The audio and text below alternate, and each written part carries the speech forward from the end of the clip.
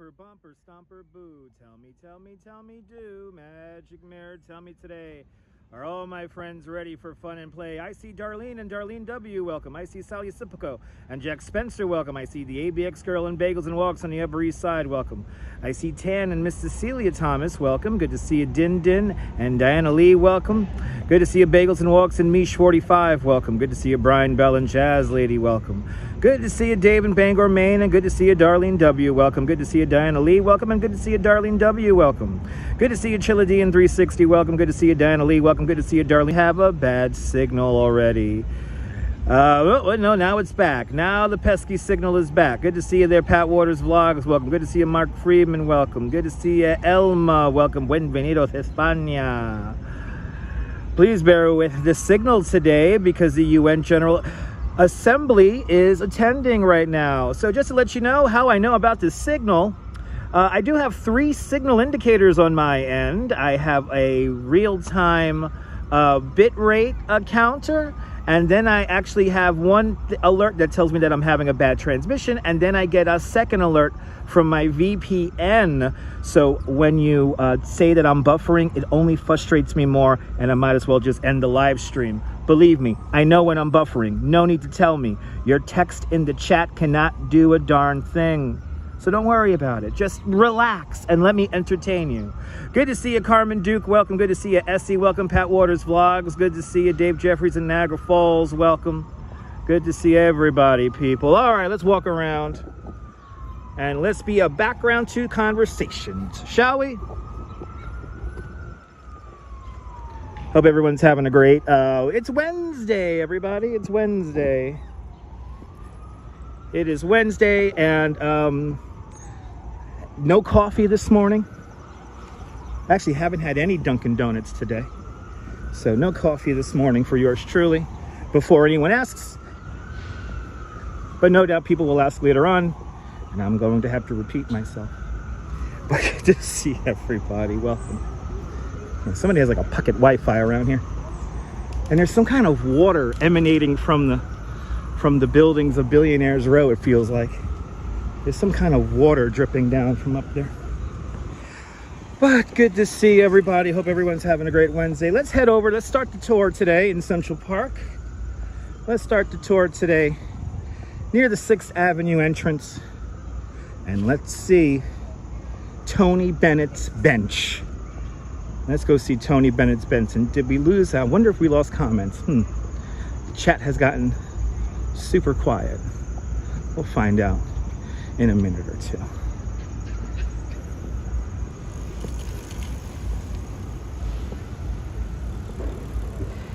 Wonder if we're if I have lost the chat on my end. I think I have.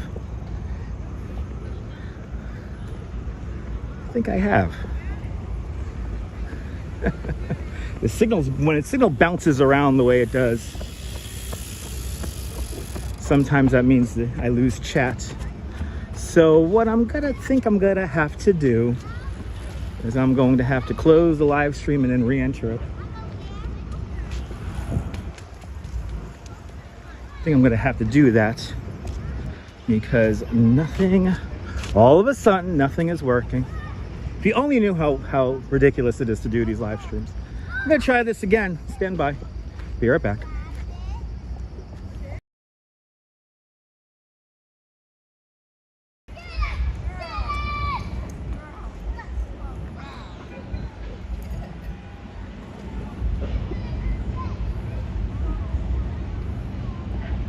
All right. I think I fixed it.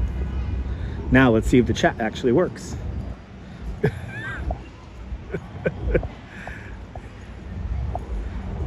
Okay. Good to see you, Diana Lee. Good to see you, Rick Fisher. All right, we're back, Nimble. Photos from around New York wants the weather.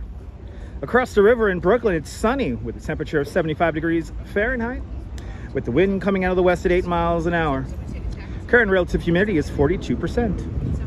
I'd say if there's one good thing about pre-scheduling the live streams is that when it craps out on me, I could restart, which is nice.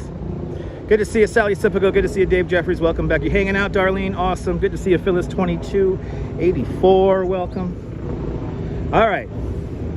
Looks like the chat is working. It looks like the signal things are working, which is good. Let's do it. Let's do it, everybody. Welcome to Central Park. Josephine, welcome. It is a beautiful day. Did I update Prism? I updated Prism the other day. I updated Prism like a day or two ago. Mary McHugh, welcome. Welcome to Central Park. If you want to build Central Park in your hometown, you can. The instructions are on the internet. All you need is 27,000 trees, 9,000 benches, 142 miles of drainage pipes, 58 miles of pedestrian pathways. We use 266 tons of gunpowder to sculpt the glacier rock here in Central Park. That is more gunpowder that was used in the Battle of Gettysburg. Tony Bennett's bench, right here, in honor of his last birthday, 95th birthday there, August 3rd, 2021, or actually a couple of years back. Remember, folks, nature is boss. Remember, nature is boss. I appreciate that, John Law. I appreciate that. Yeah, if we can, I was having a major issue with this yesterday. If you can, and I know sometimes it's very hard to fight the urge, but if you can, please don't leave a paragraph of names in the chat. No need to say hello individually to everybody who joins the chat. Just say hello. You know, that's all you need to do. Welcome everybody. And yeah, when we get the paragraphs of names in the chat, on my end, I miss a ton of comments when that happens. So please, if you can, I would appreciate it. Good to see you, Lisa UK girl. Welcome. And again, no need to individually welcome every single person in the chat, because that also adds to me missing comments that may be referring to the show. So if you can. If you can't, that's cool too. If all I am is facilitating a background conversation, so be it. I'll just be quiet, and I don't have to tell you anything about the park or anything like that. I'll just aimlessly walk around. So I would appreciate that, because yesterday I missed a few comments yesterday because of all the side chat and everything like that. So, but we're back, Jay Chulo. We're back. I just had to reboot the broadcast there. It's twilight and I got sun. Yeah, I think on different sides of the earth you have different angles and heights of the sun. All right, let's enter the park, ladies and gentlemen. Here at 6th Avenue. We're here at 6th Avenue. And if I see a new name in the chat, I will obviously welcome you. Like Michelle K, good to see you. And Arjan Alawaha, welcome. And Arjan, I did not have any coffee. I did not have any Dunkin' Donuts today because I was stuck in traffic for 2 hours this morning. So no breakfast for me. My breakfast today was a lovely quesadilla over at the Squire Diner. And then I felt that quesadilla weighing a little heavy on my stomach, so I took a city bike up here. George Rucker, welcome. It is a beautiful day here in the park. Good to see you there, boss. Welcome everyone to the show. 843 acres of fun is Central Park. None of it's real. It's nature, staged, managed. Created by Frederick Laure Olmsted, an American-born landscape architect. Calbert Vox, he's just a regular architect. Calbert Vox designs a lot of the pathways, bridges, and infrastructure here in the park. M. Zambrano, welcome. Walks in camera, good to see you. Good to see everybody, people. Feels more real than Periscope. Good. Jim, did you see my Periscope? Did you see my scopes? I was scoping on the scope today, and I was talking about scope, and then I was like, scoped. I could only use the small angle lens. I cannot use my wide angle lens on scope. I thought scope was the best live stream because I like to scope on scope because scoping is awesome. Yeah. Couldn't find the grid pick. Sorry about that. I do make it easy, Nibble. I do a little trick. It's all good, Marty. Thank you so much for joining me today. Welcome. We started at the Tony Bennett bench, just inside 6th Avenue entrance to Central Park. This is the Hewitt Nature Sanctuary or Cove right here if you want to follow along on the map. The Wollman Rink is over here to my left. Did you get notifications? Awesome.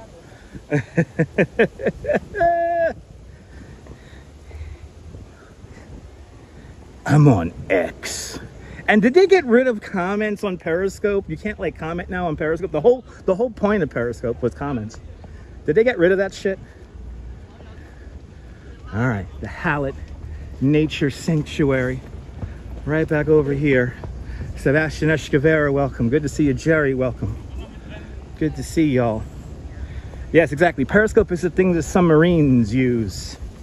Exactly.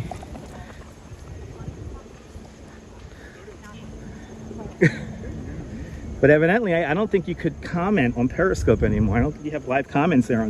I guess they really ran out of hard drive space.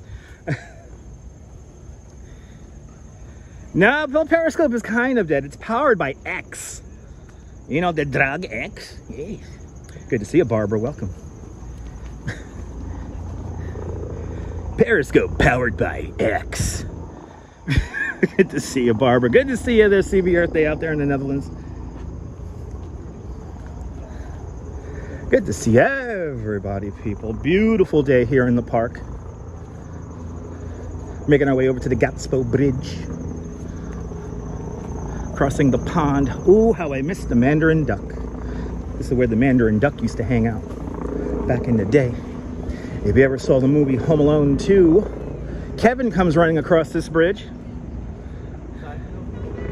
This bridge is the second bridge built over the pond here. The first version of this bridge was made out of wood, burned down. This second version, designed by Calvert Vaux in 1868. Shaky day, beautiful day. Beautiful park day, it's gorgeous park day. Yes, indeed. Here we are. Oh, you thought you were on camera. Oh, God bless you guys. Oh, they're so stupid, some of these people, I swear to God. We got dumb tourists out here today. People were waving behind my head, didn't even realize it. Good to see you, Robert T. Welcome. I think one helicopter, probably a police helicopter. The pond is super, super silty. There's a lot of silt down there. Look at that. It's like maybe 2 or 3 feet deep.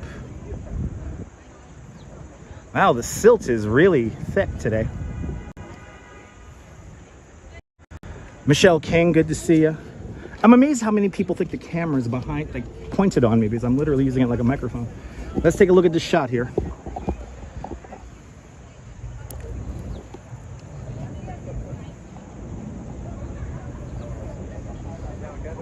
Chris MG Vlogs, good to see you. Welcome. Plaza Hotel right there. 432 Park Avenue, peeking in right there. This is the former General Motors building right here. 5th Avenue, 59th Street. That's the intersection you're looking at right there. Go wading, Shaky Dave. Shaky Dave, I don't want to get my shoes wet, dude. You could come down here to Central Park and do that. Come down to Central Park and go wading in the pond, please. Since you are suggesting. Let's head on over to our next stop.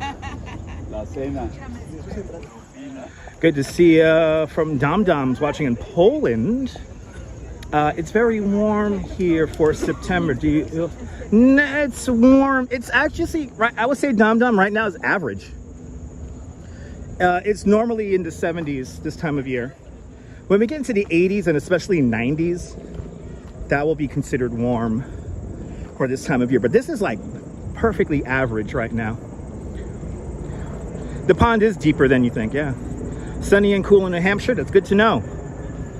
Old people making TikToks. Listen, if you're over 40 years old and you're on TikTok, I don't know what to tell you. Once again, here's the weather temperatures across the way in Brooklyn. It's 76 degrees Fahrenheit with the wind blowing out of the west at 8 miles an hour. Relative humidity 41%. Mark, are you ready for winter? Me too. I'm ready for fall. I can't wait for the leaves to start changing color. And then I'm gonna have to run all over the city to get the leaves changing color again. I think maybe another trip to Van Cortlandt Park is in order. That's why you left TikTok? Awesome. Timbo, welcome on into the show. Good to see you, Jerry187. Good to see y'all.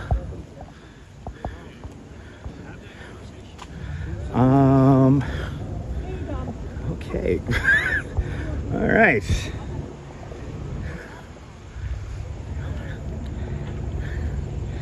Well, Marty's, I would say this is almost Goldilocks weather. Not too warm, not too cold, but just right. You love the fall, me too. I love all the seasons, I realize. If I'm not experiencing the seasons, I'm probably dead. So enjoy it. Enjoy the hell out of all of it. Enjoy the hot, enjoy the cold, and enjoy the in-between, damn it. Because, as the kids say, YOLO. YOLO. You only live once. Billionaires Row, right here. We're just outside the shadow of 111 West 57th Street, the narrowest skyscraper in the world. What's going on here at let's see what's going on here at the Cape Wollman Rink. Let's see. Oh, that's right, they got this pickleball BS. What a nice waste of space. Oh. This is the pickleball. Here at City Pickle, you too could waste money playing this nonsensical game. So come on down. Joshua, good to see you, Joshua. Each season does have its beauty. That's right, Shaky Dave. George Rucker's ready for fall also. Awesome. And before anyone asks, no, I am not going to the Macy's Thanksgiving Day Parade. I'm actually going to work that morning and then spend the rest of the time with my beautiful wife. So it's a family day that day. I don't necessarily cover parades. What sort of pickles do they play with? Well, I think they have dill and some kosher pickles down there. What is this game? It's kind of like table tennis or whatever. Ping pong, but with a bigger ball. Pickle. It's called pickle. Pickle ball, as the kids call it. Oh, Joshua, Crazy Coney Island kid. Good to see you. Good to see you, Crazy. I knew I recognized that picture. Good to see you there, Crazy Coney Island kid. Oh, I'm sorry to hear that, ABX girl.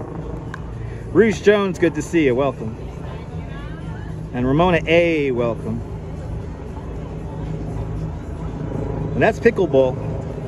It looks like tennis. It looks like kind of like table tennis or like a larger ping pong. But evidently it's a very popular game, and you two could pay way too much money to play the game when you could just go a few blocks and probably play it for free along the west side. Yes, you do. You gotta fix that. Oh, Vacoma comes to Coney Island next. Oh, that's awesome. It's like tennis and ping pong had a baby. That's a great way of putting it, Jazz Lady. Good to see you. Zalico, welcome on into the show. Welcome, welcome, welcome. Look at that sky. Oh my God. Oh my goodness.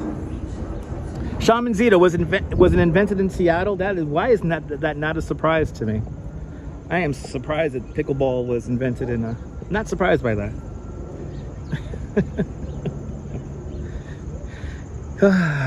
Nice day in the park today. But yeah, not fun being stuck in traffic for almost 2 hours this morning. It really sucked. Good to see you, Micah, back home. Good to see you, Micah, back home. Yeah, the sky is beautiful today. By the way, thank you to all the channel members. If you're a channel member at Dutch Moz Plus, thank you so much for supporting the channel. Thanks to all the channel members. This broadcast is brought to us in stunning 1080p. So thank you guys for sponsoring the channel. It is way more fun as an ice skating rink. Last year they had that disco going. That thing was great. We were always playing the best music. Good to see you, Nana Kim. Have a great day. One of the first 4 buildings built for Central Park is off here to my left-hand side. This is called the Dairy. The Dairy, designed by Calvert Vaux. The Dairy used to sell dairy products until there was a listeria scare in the 1890s. To think that when this building was first built in 1867, 1865, there would have been cows grazing where these little dogs are playing right now. I would have given anything to see that. But Petri's in Finland, welcome. Had our first snow in the northern parts yesterday. Nice. Awesome. Can you tell us something about the cost of living 1 week in New York as a tourist? You gotta talking about modest, just go sightseeing. I would expect if you're here visiting New York City outside of your hotel room stay, you could easily have some fun in New York City as a tourist for about $200 a day. That will include one major attraction a day and your meals for the day. But you have to, you know, be frugal about where you go and eat. Shaky Dave watched President Biden's speech this morning at the United Nations, and oh, was he snoring in his seat? That makes sense. That makes sense. But yeah, stuck in traffic for 2 hours today. It sucked. Was not able to have my breakfast or coffee this morning, so no coffee, no Dunkin' Donuts for me. None of that. Still have yet to have my first coffee of the day, so my tolerance for bullshit today is really low. So just if you tune in trying to be a wise guy, anyway, we're just getting started. We're only 17 minutes into the walk. Good to see you, RoboJax. Welcome.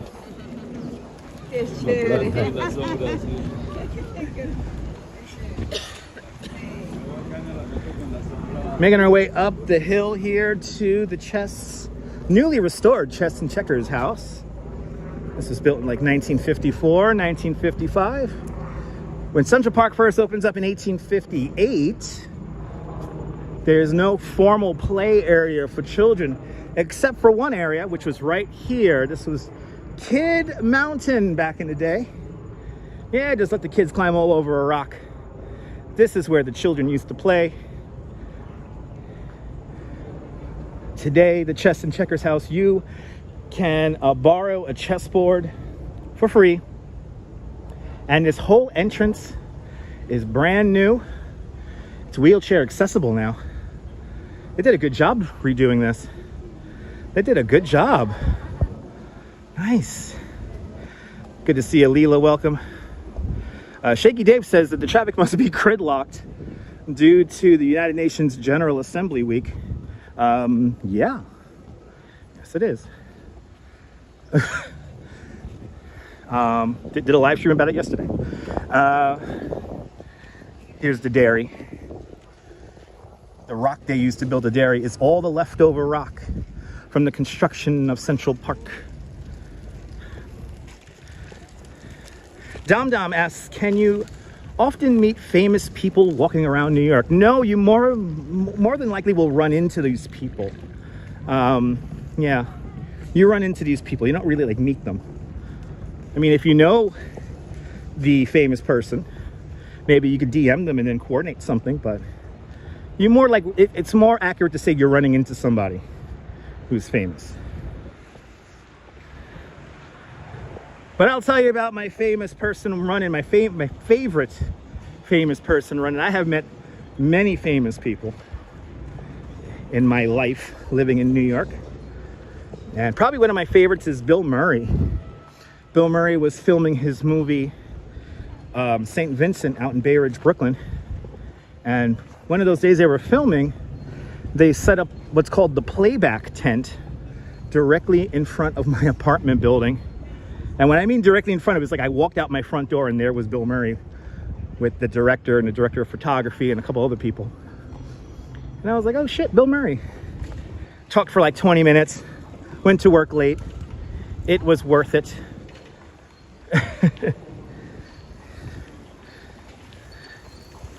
But that's probably one of my favorite stories. Brian Davis, good to see you. Welcome. That's right, Mark. That's right. So Nebul was looking for the last grid marker bolt. This is how you find it. I'm going to give it away right now, which I shouldn't, but I will. You got this stoplight here that takes you into the mall and Literary Walk. You got to go to this rock right here. Met Bill Murray too on the Upper West Side. Awesome. Good to see you, Roger. Ladies and gentlemen, in 1811, John Randall Jr. created what is now infamous grid plan of Manhattan Island. And that's that grid of streets we all know and love north of Houston Street And when they were laying out this grid between 1811 and 1812, they put down, you know, if it was stone, like a rock, like what I'm standing on right now, they would have put like a bolt into the stone. Or if it was like dirt or ground or whatever, they would put like a monument there, like a stone monument there, showing all the major intersections of this grid plan. And one of the last grid marker bolts is right here in Central Park. But you would trip over celebrities in London. Oh, awesome. Yeah. This is the rock where, yes it is, Shaky Dave. Oh, wow, Matthew Perry came up to you. That's good to know. That's awesome. That's pretty cool. All right, but here it is, everyone. The final grid marker bolt right here. This is the intersection of 65th Street and 6th Avenue. 6th Avenue is literally right there. Here's the last grid marker bolt. Probably one of like 2 or 3. There it is. John Randall Jr. himself planted that. And now that is all right here. Dom Don, we literally just walked past the filming location for Home Alone. I did mention it. If you missed it, yeah, we walked over Gatbsy Bridge. You lost Shaky Dave? Sorry about that.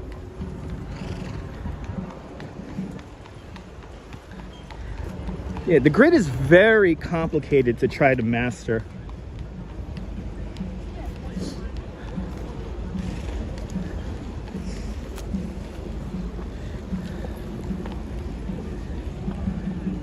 Ooh, he's riding the rickshaw on the footpaths there. I'm gonna try to get across here.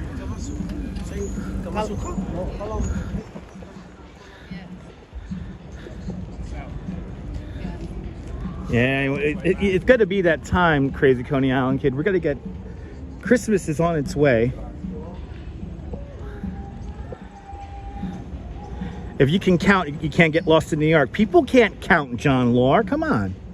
What, are you kidding me? You think people could count? Anyway. Welcome to Literary Walk. This is Christopher Columbus. Josh, I actually saw them filming during the, when the day the sky turned orange. I saw the Ecto 2 fly down Broadway. The video is here on Instagram. Not on my Instagram, but on somebody else's Instagram. Follow the bikes. No, you don't always follow the bikes. That's a misnomer.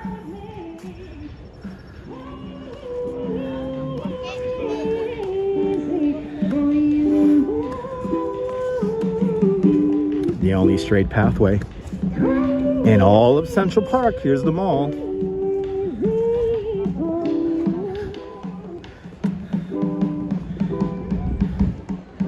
One of the largest groves of great American elm trees is surrounding us.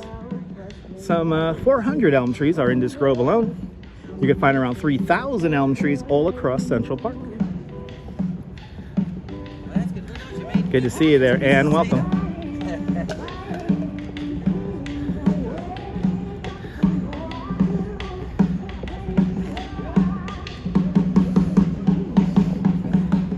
For almost 150 years, we've had many statues of many famous men, one statue of a famous dog, but no statues of actual famous women until just a few years ago.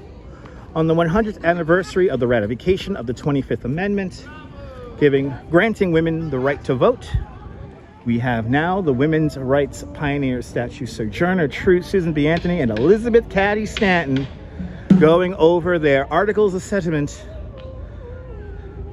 Just hanging out right here, one of my favorite statues. Good to see you, Susan. Welcome.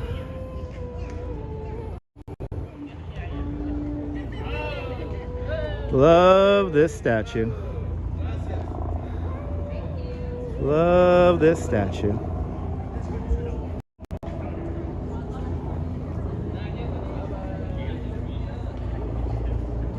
The declarations of sentiments, sorry. I said articles. You want to see this statue come alive? Well, we have here the info board for the statue, but scan this QR code and watch the statue come alive. I'm of my favorite statues in the whole park, if not my favorite. Well, Angel of the Waters comes close too. I know, when you scan the QR code, it is an all-star cast. Okay, Dom Dom, I'm well aware of that. We're going to see that later on. The mall here in Central Park, the only straight pathway in the whole park, and this is part of the first part of the park that officially opened in 1858. Landscape construction finished in around the 1870s, but we were still creating more landscapes in the park as late as the 1890s. That's right, yes. Walter, I could see that happening, Walter. Good to see you. But thank you so much, John. John Lord beat me to the punch. Strawberry Fields, good to see you. If you don't know, ladies and gentlemen, I am a licensed New York City tour guide, and part of my job is leading walking tours here in Central Park. So you could pretty much point at any building, any landmark, and I probably know some, if not all, the history of it. So, well aware of Cleopatra's Needle. Oh my God, is that Bagels and Walks? With the mini bagel. I don't even recognize you without the mask on. Good to see you, man. Oh, I got the little one. Please, it's a beautiful day. I'm like, who's he waving to? Anyway, hello, everybody. See everyone. Sean's with us now, hanging out with the little bagel. It is bagel season soon, so it's going to be nice and cold. But good to see you. We were just listening to Ralph. Oh, you know, Ralph is like one of those things that I have worked in Central Park now for 12 years, and he has always been in that same spot for this entire 12 years. I've seen him in the snow. I've seen him in the heat. How you doing? But I'm doing good. I'm doing good. This is like as beautiful as it gets. Yeah, no, I said to myself, what the hell am I going to do for a live stream today? Because I had a trying morning, to say the least. Well, again, I'm like, so far, 2 days in a row. The last 2 days in a row have been very trying. So we're going to go for, hopefully tomorrow's going to be a boring day. And anyway, 2 vlogs in 1 cameras in wall. Yes, indeed. When we were coming over, there was a huge amount of security at Cooper Hewitt, so I think there must be like UN. Somebody's up there. One of the, what do you call it? You know, embassies is right there. Yeah, there's I think the Russian They're consulate. not here, Yes. But there's another one on 9th. I think Ukraine's not that far too, right? Are they over on Madison or something like that? I always forget where the hell they are. That's a good question. Ukrainian Institute's on 79. You know? That's right.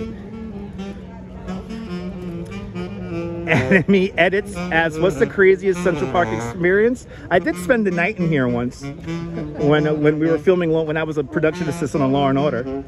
I spent the night out here. It was great. We may go that far up. Who knows? What is this? This is new. Ooh, pictures. Okay. It's been on the road since 2006, that's said. With the kiddo today, so I have to find all the accessible paths. Oh yeah, about to say, yeah, we got to stay on pathways here. Oh, did you love Sean showing you guys the Met? I mean, Sean, you do a great job showing the park, so it's always relaxing. And plus, Sean has a nice voice. I miss Fireworks Fridays. Oh, don't remind me. Don't remind me about Fireworks Fridays. I am in withdrawal. Music today is lovely. I'm about to say, the music is like leveled up today. I'll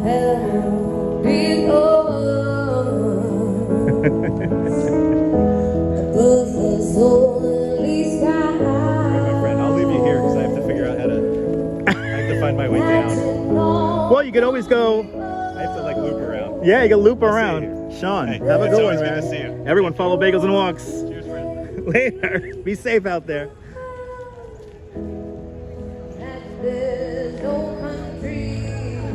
That's the magic of the park. You just walk around and hear music everywhere. Thank you so much, CB Earth. Stephanie Gray, good to see you. How many raccoons have I encountered? I encountered a few. Douglas Fatiglia, welcome. Esteban, welcome. All right, let's go see the, we're in the heart of the park. Bethesda Terrace. You're more than welcome, Sean. You're more than welcome. He was literally waving through the computer. You know, I actually don't Sean, I don't recognize you without a mask on, so my brain is updating.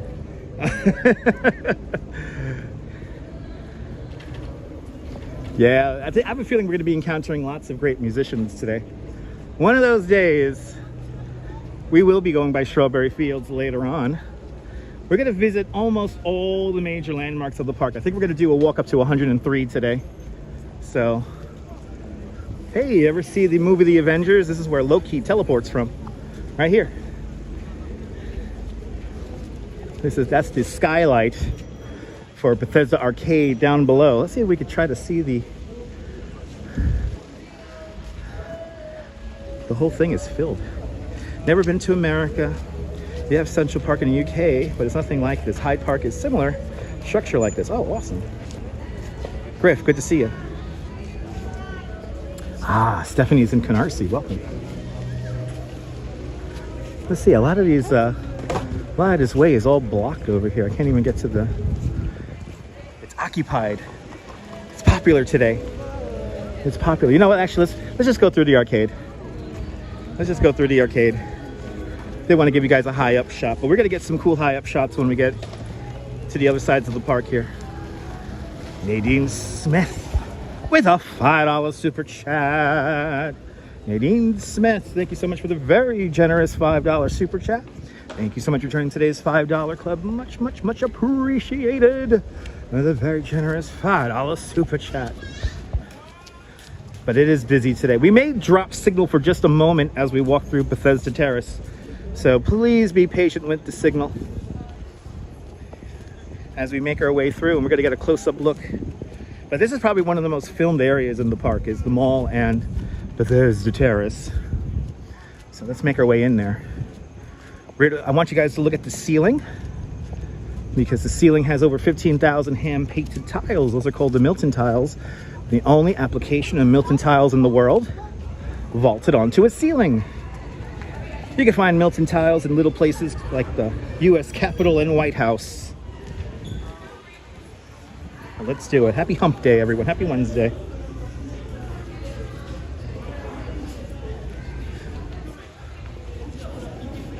And yeah, there's a lot of people out today. Jennifer, good to see you. Welcome.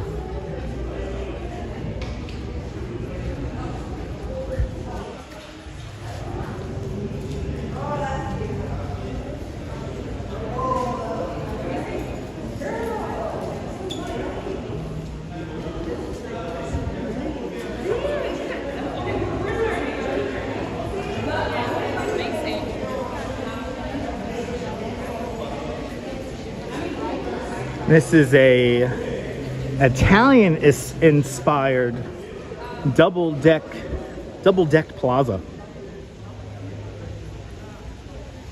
Ah, there she is, the angel of the waters, my beautiful angel, created in 1872 by Emma Stubbins.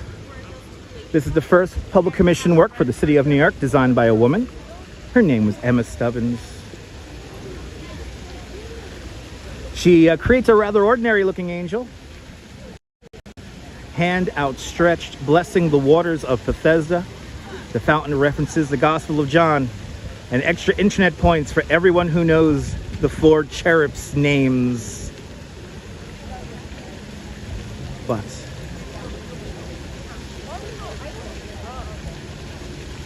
maybe an e-scooter, Stephanie. Yeah, I don't know how bad your mobility condition is, but I am here to walk for you, Stephanie. So let me do the walking and let me entertain you.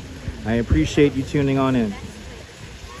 You love Central Park. So many things to discover is an understatement. But here it is. Angel of the Water is built to commemorate the opening of the Croton Aqueduct System, the first freshwater system for the city of New York. And all of the water features you see here in Central Park, other than the Harlem Mere, are all filled with Croton Aqueduct water. All of the water features you see, other than, well, also the Harlem Mere, but that's actually fed by a real spring. But all the water features that you're going to see are all man-made. None of this is real. This is nature stage managed. Nope, that's all incorrect. Incorrect, guys. Incorrect.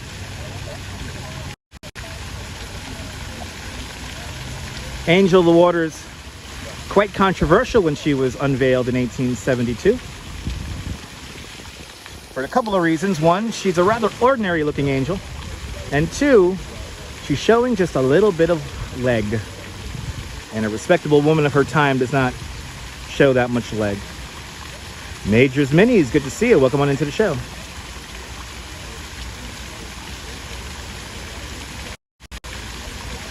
But the 4 cherubs, no, those are not the name. Nobody has gotten the extra internet points. Sorry, guys. We're going to move on. And we're going to go to our next location. But first,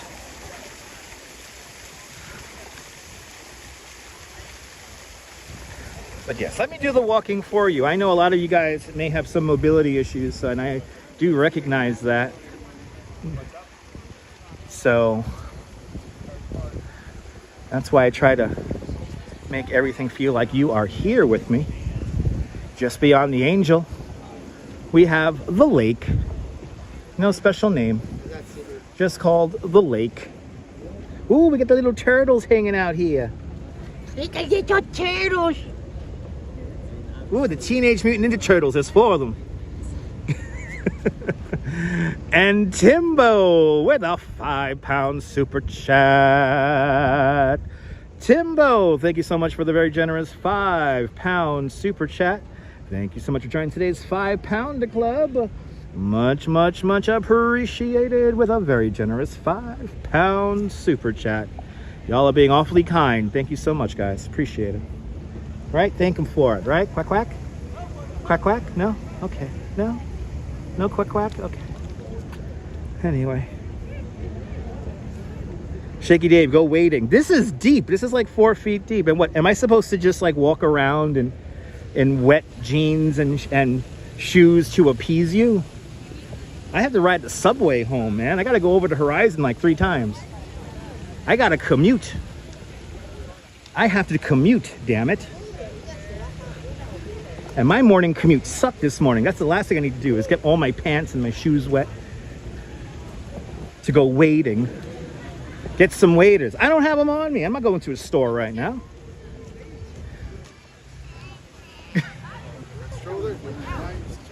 All right. Anyway, New York City ducks do have personality. Did I get my coffee? No, Strawberry Fields. I did not know. I did not have time. I had about 8 minutes to spare going to work this morning. I had about 8 minutes to spare. I had just enough time to get my Gatorade for my tour, and that was it. So no coffee this morning. I have still yet to have coffee.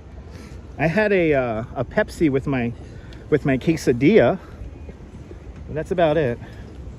Oh, look at that shot. Beautiful. Central Park, one of the first places in the world to use forced perspective. Forced perspective gives us the illusion of depth and space. And look at this beautiful view. This completely happened completely by accident because the El Dorado apartments right there. So sorry, not the El Dorado, the San Remo apartments. The San Remo apartments were built in 1931. So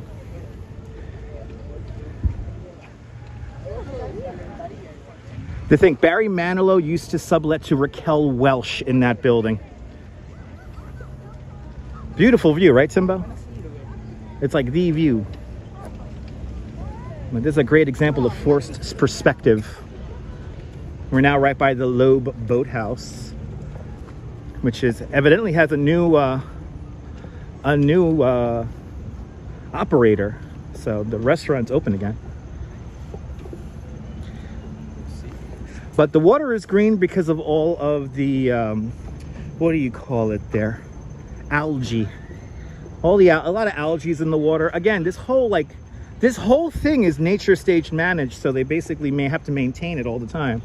So the biggest thing they got to do in Central Park is drain the silt from the various drains where the silt collects. So there's like silt collectors in the park, and whenever it rains, this silt goes to these special basins and they got to empty them out periodically. That's very true, Stephanie. Lovely day, Lisa. Lovely day, Lisa. Oh, Nebul gets 10,000 internet points. The 4 cherubs on the Angel of the Waters fountain are temperance, purity, health, and peace. Nebul with 10,000 internet points. Congratulations, Nebul. And everyone follow Nebul, a great live streamer from the south of France on the Bay of Saint-Tropez. That's right, the virtues. Yes, indeed. As we pass underneath the trefoil arch, we're making our way over to Hans Christian Andersen.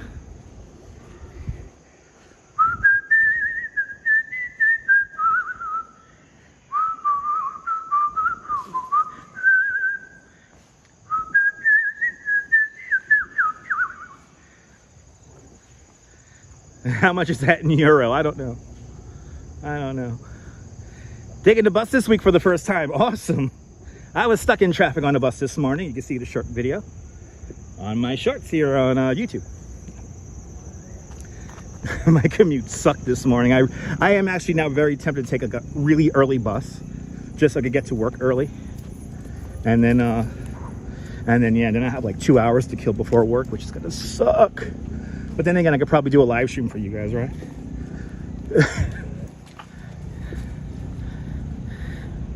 Am I scaring the birds? I don't think I'm scaring the birds. I used to have a pigeon coop. I don't scare birds. Birds love me.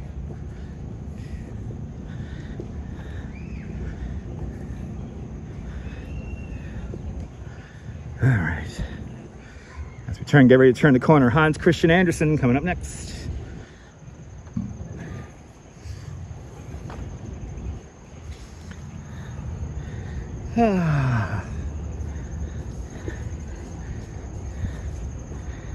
Those birds have heard everything. That's an understatement. Love Hans Christian Andersen, Jennifer. Yeah. Oh my God, that's right. Nebul, you did. I watched a little bit of that this morning. Nebul, fantastic video with the soapbox derby racing. Soapbox derby French style. I loved it. So everyone check out Nebul's channel. Here's my friend, Hans Christian Andersen. Now, if you want good luck, this is what you do. You first rub Hans Christian Andersen on the nose, and then you get the duck right here, and you pat him on the head 3 times. And of course, what is Hans reading? The Ugly Duckling. And yes, no children climbing. I don't recommend having your children climb all over the monuments here in the park. They could really hurt themselves, so you don't want to do that. You adopted a pigeon from the Wildlife Fund in 2017. Awesome. That's awesome, Stephanie. Look at this. Welcome to the Conservatory Water, also known as the Model Boat Pond. If you ever saw the movie Stuart Little 2, this is where we have the yacht race. But over in this direction here, there's like an arch, and the water goes into where the lake is, and that, as you see, does not exist. You just did it on cam for good luck. Awesome. That's pretty out here today, guys. I wish there were some boats out here today. I'm surprised there's nobody yachting. But let's go see. Let's go say hello to Alice, shall we? Yes, indeed, Strawberry Fields. Yes, indeed. Picard, welcome. He should. I think tomorrow, hopefully, I'll have better luck commuting. Ooh, a little bit of bossa nova here at the Conservatory Water. Take it in, breathe it in. It's New York City.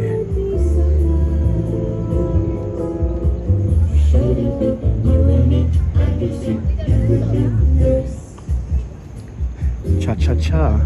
Boom. Step, step, step, slide.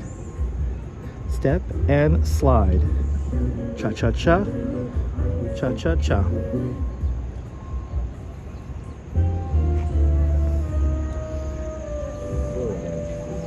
Dom, I am very well of that system, and I was going to show it later on, but now, no need. You told everyone. Good to see you, Todd Scott. Welcome. It is so beautiful and calming. Yes, indeed. All right, guys. a gift to the children of the city of New York. The Margarita Delacourt Memorial. Alice in Wonderland, Jose de Kreeft. He is the one who created this statue back in 1958. Cast in separate pieces out in Red Hook, Brooklyn. It was field welded here on site to create one piece. As you see, Alice is holding court, and George Delacourt does play a role in the statue because he plays the role of the Mad Hatter. But good to see you, Alice. Got a nice light on it right now. Got such nice light on it.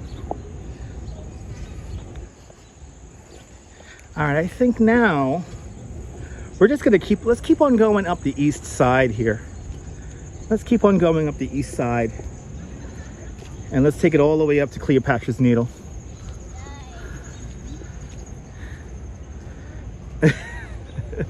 Emma, don't you love that statue? Me too. So here's our 4-digit system so you don't get lost. We're at about 75th Street, closer to the east side of the park here. And this is some of the older 4-digit codes right there. Some of the newer ones have like a more like kind of larger font. I'll show that to you guys when I see one. But a great day for a walk in the park.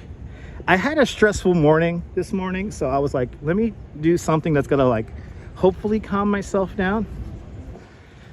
And a walk through Central Park is gonna do it. In 1855, Frederick Laura Olmsted designed the tree moving machine. And for literally 12 years, as the park got built, well into the 1870s,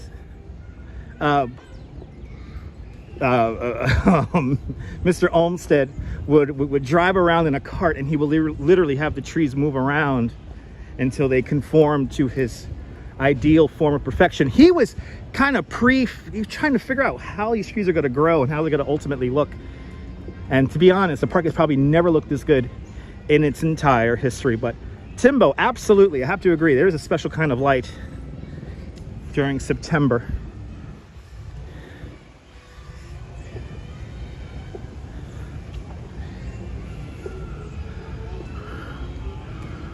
But Fifth Avenue is just over there. Now we're still gonna go north here. I think we're gonna go all the way up to 103rd and then come back down the Glade Arch, everybody.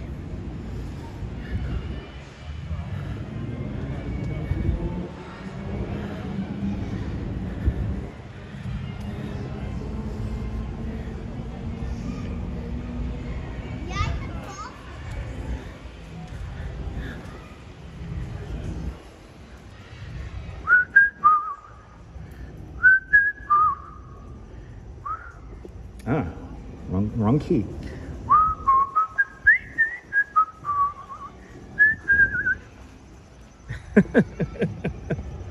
Yes. To think we'll be here in a few weeks and all these trees will begin to change color. And let's go this way. Let's go up. Let's go up onto the main drive here. Your husband's in the hospital. I'm so sorry. Lois, I'm so sorry. Speedy recovery to your husband. Look at that view right there. Nature, staged, managed. Look at that. That is all done completely on purpose. Yeah, autumn in New York City. I heard that autumn is going to be really good this year. So the changing of the trees should look fantastic. Looking forward to that. But yes, everyone send healing vibes to Lois's husband. And we got a few of you guys in the hospital. Somebody left, I forgot who left me a message. Continued good health to everybody.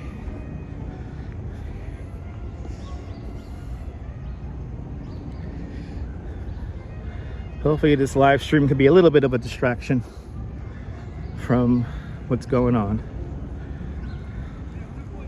But it is a gorgeous day here in the park. Really, really nice. Yeah, like I said, I figured out,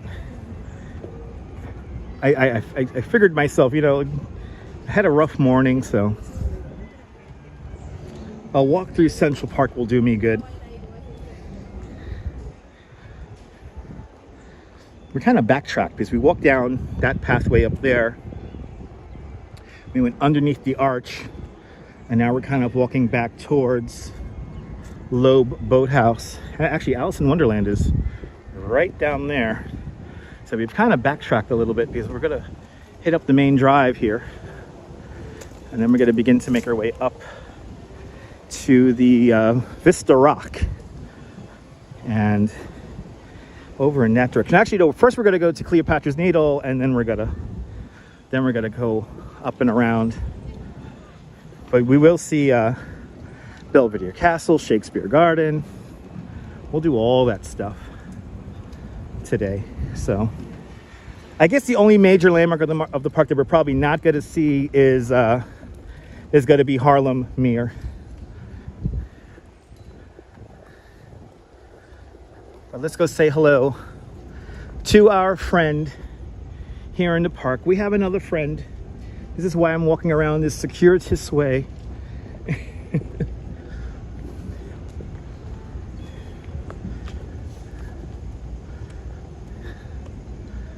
It's hard to imagine we are in New York.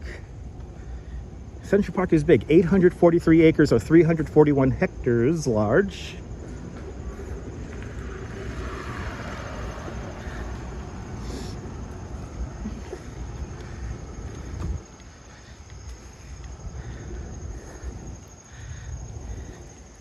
But a walk in the park always lowers the heart rate.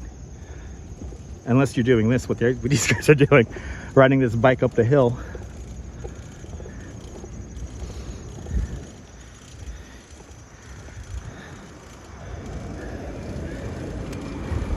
"325 horticulturists manage the park throughout the year, and they are paid.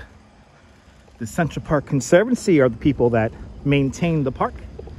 And thanks to the Central Park Conservancy, the park looks probably the best it's ever has in its entire existence. Coming together in 1980, they have pretty much restored the entire park.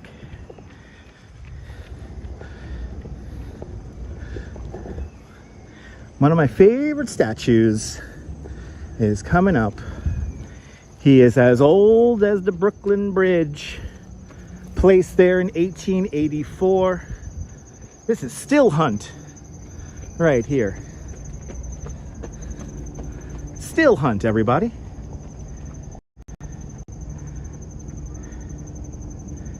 Oh, the North Garden at the Conservatory has reopened.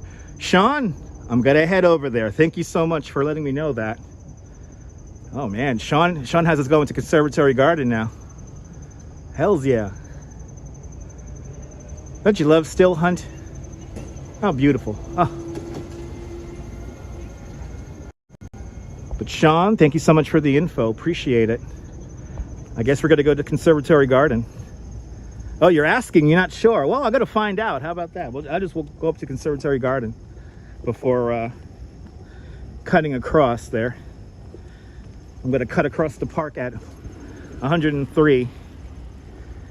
We're right now along the east side of the park at 77th Street.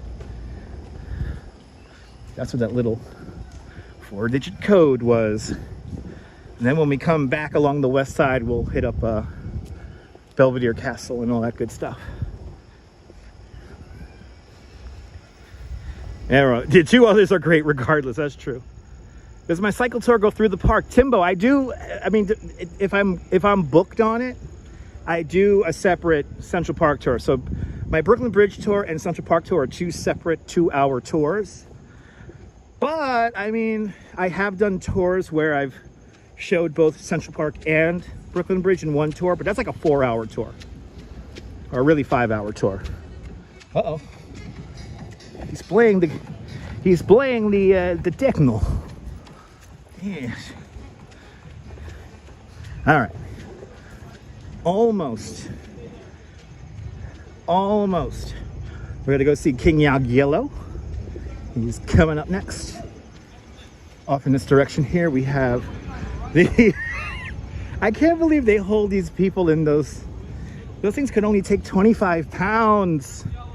They're gonna hurt somebody riding the bikes around like that. But anyway, off in this direction here, the Metropolitan Museum of Arts. Central Park has 27,000 trees. The Metropolitan Museum of Art has over 30,000 pieces of art dating all the way back to ancient Egyptian times, all the way up to a modern Jackson Pollock.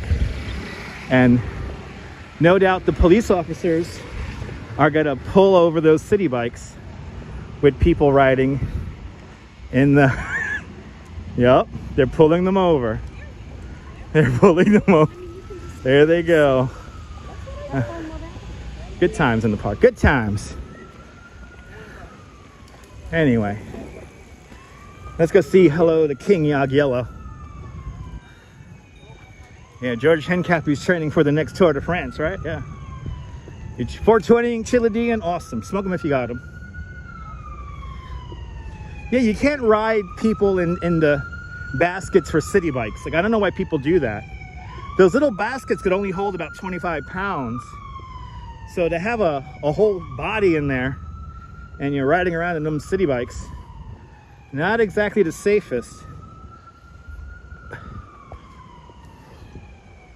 Didn't we have somebody from Poland in the chat? Is he still in the chat? Because I have something from Poland coming up.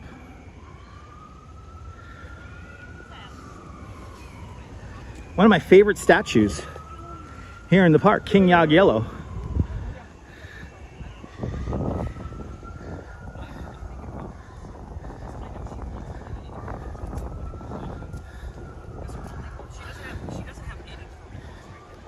And Chilean with a $20 Canadian style super chats.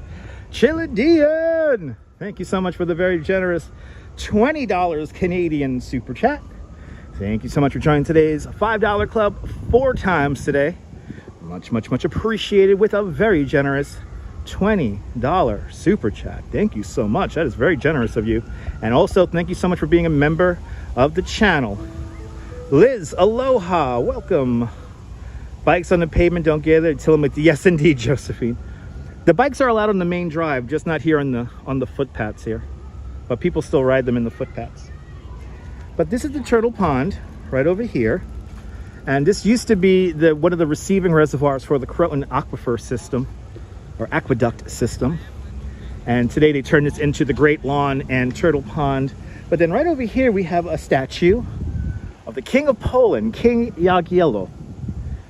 This statue was built for the 1939-1940 World's Fair.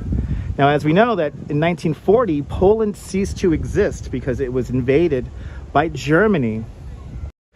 The idea behind the statue was that it was supposed to be returned to Warsaw in Poland. And basically after the World's Fair, it was placed here in Central Park.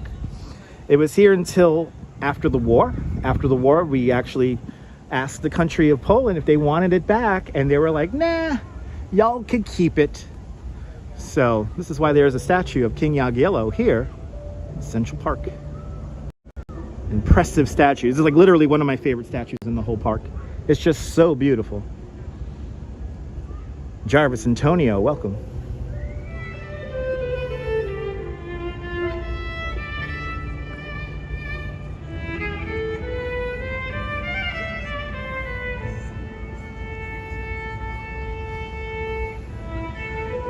Next, we are making our way over to the oldest object in any New York City park.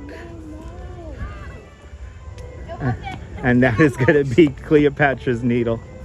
Created in 1450 BC for King Ramses III. So thus, it has nothing to actually do with Cleopatra. Because Cleopatra exists like, I think it was 3,000 years earlier. Something like that, something crazy like that. Well, let's go say hello to the obelisk known as Cleopatra's Needle. And it's coming into view right now.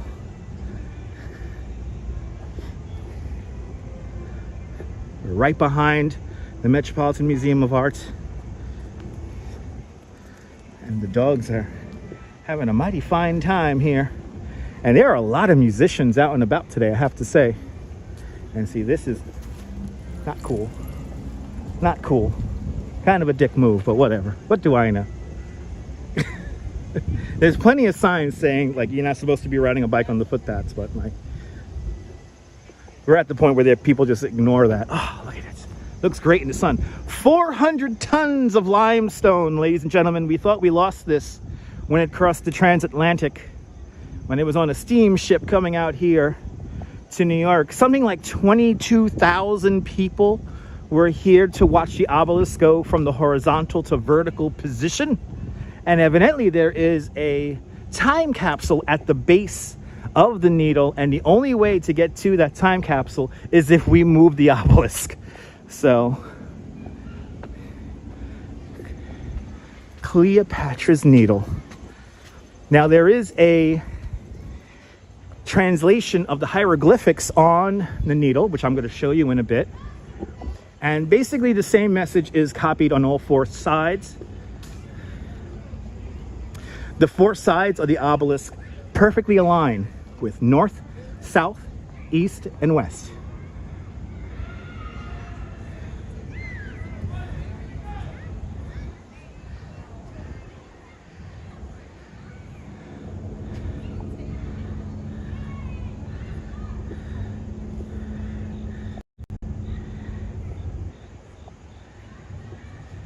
Exactly, it's brother obelisk, which is the same height and same width as Cleopatra's Needle, on the bank of the Thames River in London. And then its mother obelisk, which is like double the size, that's on the Champs-Élysées in Paris.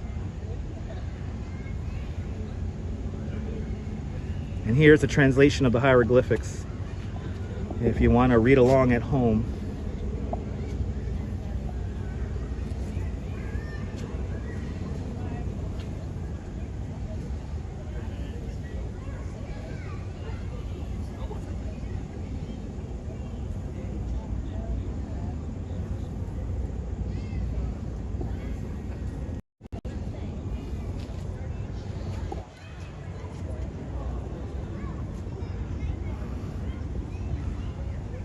This thing was dragged through the streets of Manhattan. The boat docked at around 90th Street and the Hudson River, and then 18 horses brought this to this spot here. And how they worked it, how the trailer worked was that as the trailer moved through the streets of the city, they laid down tracks. So they basically kept on laying down tracks as they moved it through the city, and it took quite some time.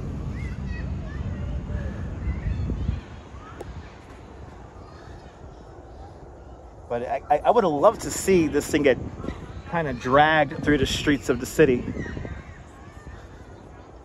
But it is a gift from the Egyptian government to the United States government. But cyclists are not allowed to ride here on the footpaths of the park. They're allowed to go as fast as they want on the main drives. There is a speed limit of 25 to 30 miles an hour, but that's very, very, it's not very often enforced. Do I like new Halloween music 2023? Is that an album? I have no idea.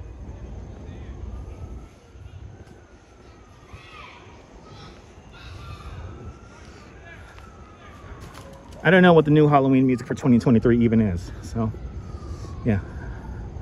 I cannot say if I like it or do not like it. Impressive story. Yes, indeed, Anne. Try to give you some little food for thought. But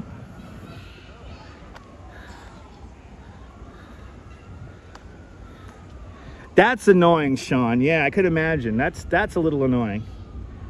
You always have to keep the crosswalk clear if you're going to stop.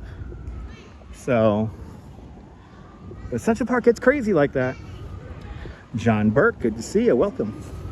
There's a lot of fencing up here. Is there a concert happening here soon? Are we having a concert out here soon? Are we having that, what is that thing called? The the Global Citizen thing is coming back. There's a lot of There's a lot of stuff here. There's some kind of concert going on.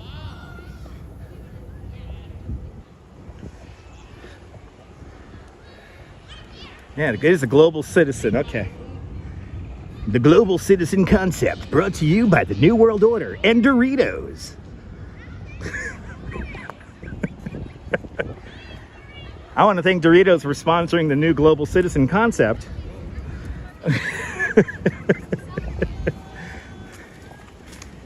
And also I want to thank the Build-A-Burger Corporation, which the Build-A-Burger Corporation now has the all-new cheeseburger Build-A-Burger for the world domination in your heart. Grab yourself a Build-A-Burger cheeseburger today.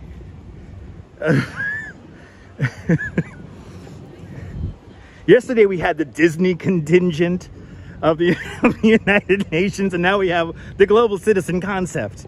The United Nations approves of that. And yes, and also sponsored by Schaefer Beer. That's right. It's okay, Sean. I got you, Sean. It's just too easy of a joke not to use.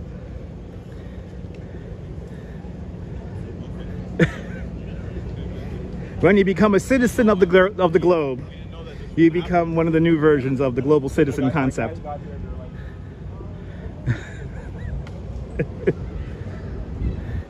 Today, the 78th General Assembly meeting at the United Nations would like to welcome the Disney contingent and their all-new global citizen concept. How can we spend money just using our hands? The mark of the beast, as they say. It's gonna be the mark of the beast. I've seen Alex Jones videos. I know what he's talking about. Get the mark of the beast implanted in my hand, like Logan's Run. Then I'm gonna start blinking red, and I'm gonna have to go to Sanctuary. I'm gonna have to go to Carousel. I'm gonna have to go to Carousel. Renew! Renew!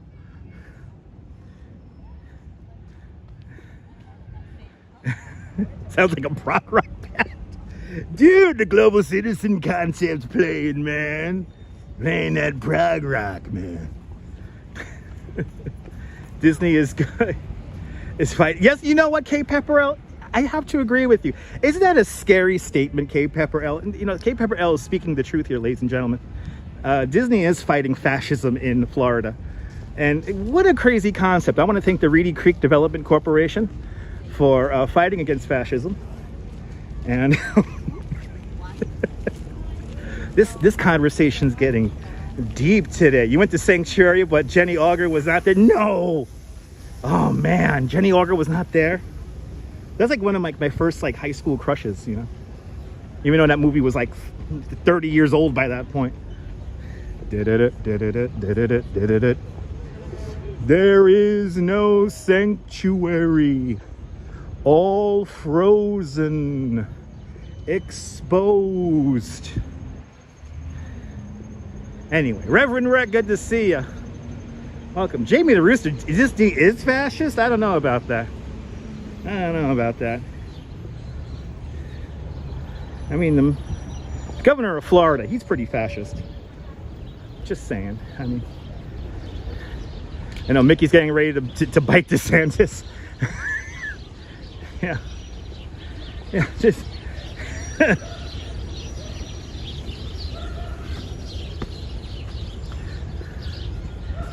Anyway, enough political talk. We talked about too much politics yesterday. But is she still your crush? Yeah. I don't blame you. I haven't watched Logan's Run in the longest.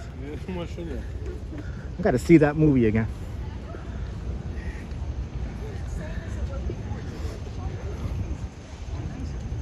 Anyway. Jacqueline Canyonosis Reservoir is coming up next.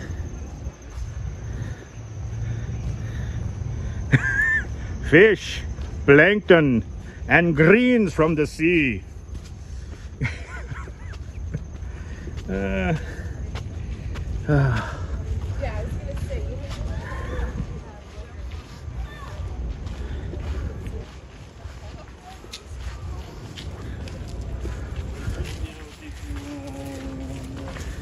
right.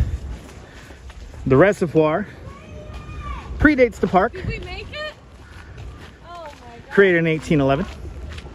This was part of that Croton aqueduct system, the first freshwater system for the city of New York. Ooh, she's still on TV in the UK. Really? Jenny Auger is still on TV in the UK? Awesome.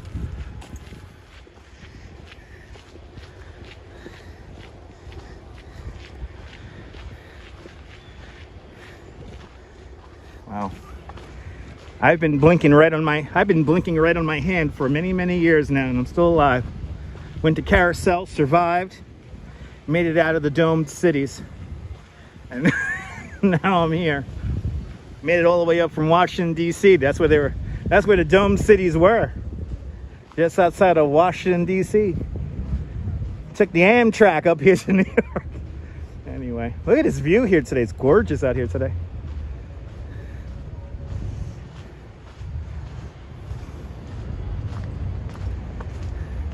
That's the twin towers of the El Dorado apartments. Right down over there.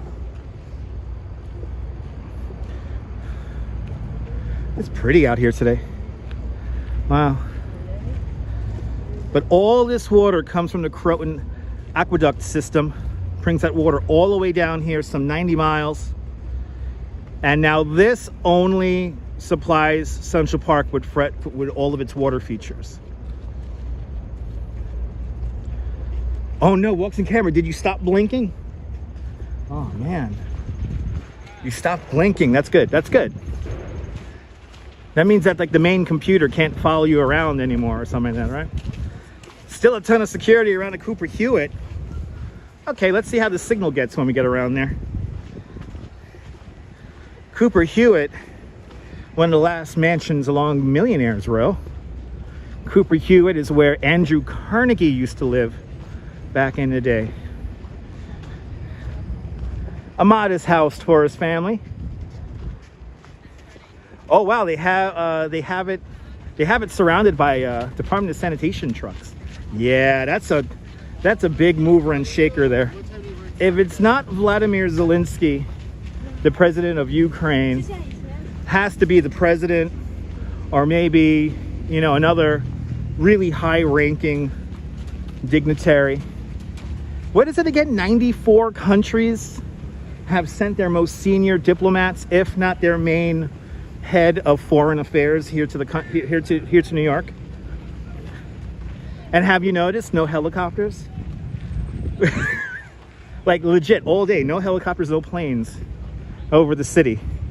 There's one thing to like the UN General Assembly for, is that. So now we're on the bridle path.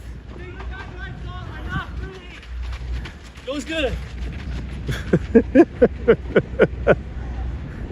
They're running. This is the most disorganized marathon Sunday I think I have ever seen. It's not even November yet. And where's the freaking blue line they're supposed to be running? I'm going to tell Fred LeBeau something. He's right down the road right over here. I'm going to go say hi to Fred LeBeau. Is the UK Prime Minister here? Yep, I think. There's quite a few dignitaries here. Run, Forrest, run. That's right, man. Good to see you. Your cousin got to see Prince William. Nice.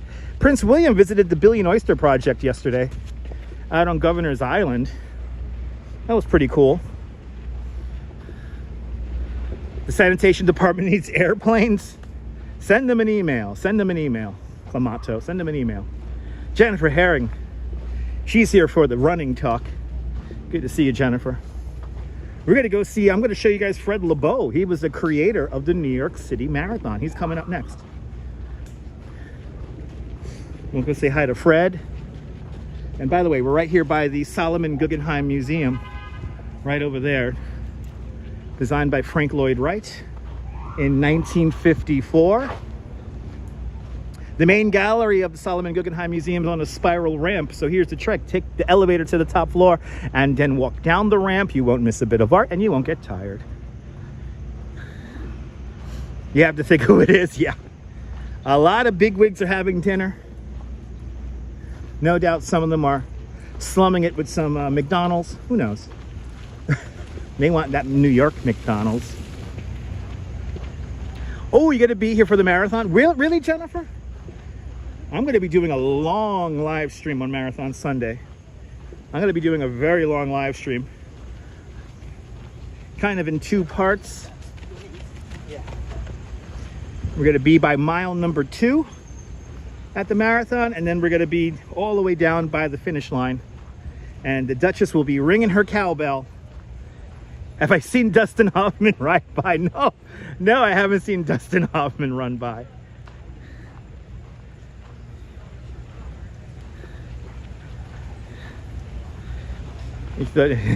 Yes, I was doing a hard break to commercials. Bloody hell, look at this. The Cooper Union's like surrounded here. Wow. Must be Burt Reynolds or something over here. Wow.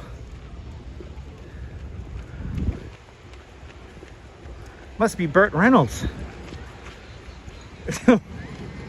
Somebody famous is here. Oh, you're running your 14th New York City Marathon? Really, Jennifer? Oh my God, Jennifer, you gotta have to, if you got me on Instagram, right? You should DM me your bib number. I'll go follow you around. Holy crap, there's sanitation trucks all along here. So, all right, I'm gonna tell you how this works. So we have here, this is 5th Avenue, we're at 90th Street. They have kept the traffic open south along 5th Avenue here. And these garbage trucks are meant to kind of shield the building against any kind of like explosion. So if there's like some kind of truck bomb or anything like that, or if a car wants to like ram into the structure over there, it is completely blocked off. Oh, there's members of Secret Service here. We got Secret Service here too. This is great, Sean. This is insane. This is insane, Sean. Oh, please do, Jennifer. That'll be awesome. Is this called the Church of Heavenly Rest? Really?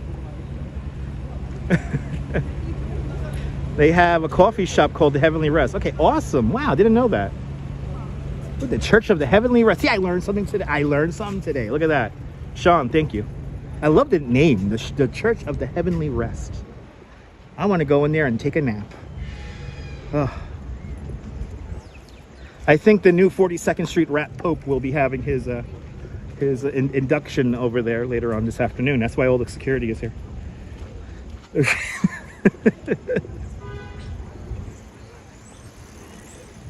All right. Without this man, we would not have the New York City Marathon. Here he is, everybody, Fred Lebow. Here he is, keeping time for all the runners. And now Fred Lebow stands right here where the New York City Marathon enters the park for the first time. So the marathon route here in Manhattan from the 59th Street Bridge goes north along 1st Avenue into the Bronx to about 138th Street. Then they cross over the 5th Avenue Bridge, run south along 5th Avenue, and then they enter the park right here before continuing on south to 59th Street. At 59th Street, you exit Central Park and then re-enter at Columbus Circle and finish the marathon at Tavern on the Green, right next door to the Sheep's Meadow. So Fred Lebow is right here checking your time. Usually they put a bouquet of flowers around him on Marathon Sunday, but without this guy, we would not have the New York City Marathon. The original New York City Marathon route was just 4 laps of Central Park until eventually in 1970, I believe, it got expanded to all 5 boroughs of New York.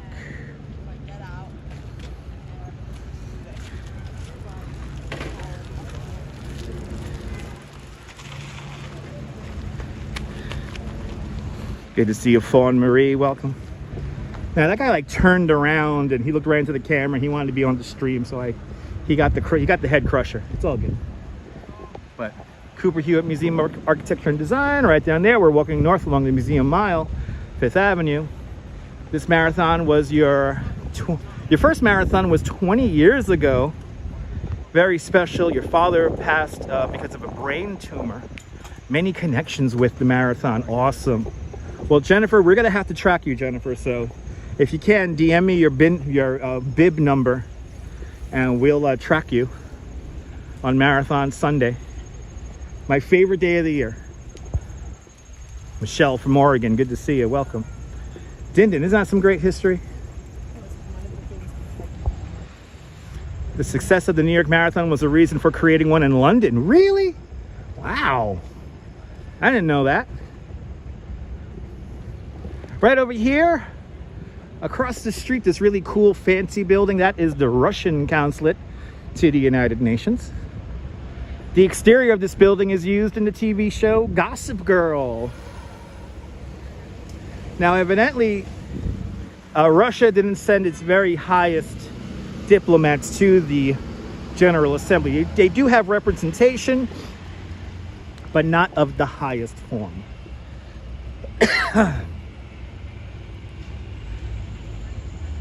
But they use the exterior of that building for the show Gossip Girl. It plays the role of a high school, of a fancy people's high school. And now we're coming up to a beautiful mansion. This mansion was built in 1902. And today it is the Jewish Heritage Museum. One of my favorite museums in the city. It's a really beautiful museum that a lot of people skip out on, but check out that. It's behind the trees. We can't really see it right now. But the Jewish Heritage Museum, built in a beautiful mansion built in 1902. Gotta have to get something to drink in a little bit. As we continue on north, we're just at around 92nd Street now. Continuing north. Let's take her all the way up. Uh-oh. I think they're gonna pull over this guy. Yep. They're pulling him over. Motorized. Well, actually, does he have pedals on it? If he has pedals on it, he's allowed.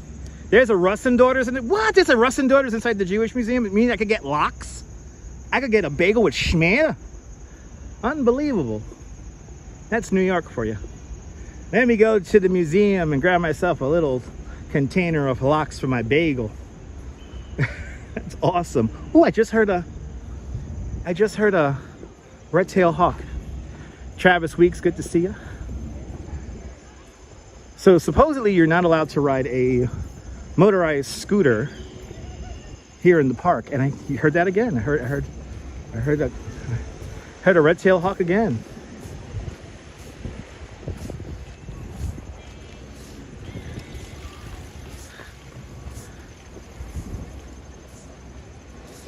I hope we see a red-tailed hawk. I wanna see a red-tailed hawk, damn nabbit.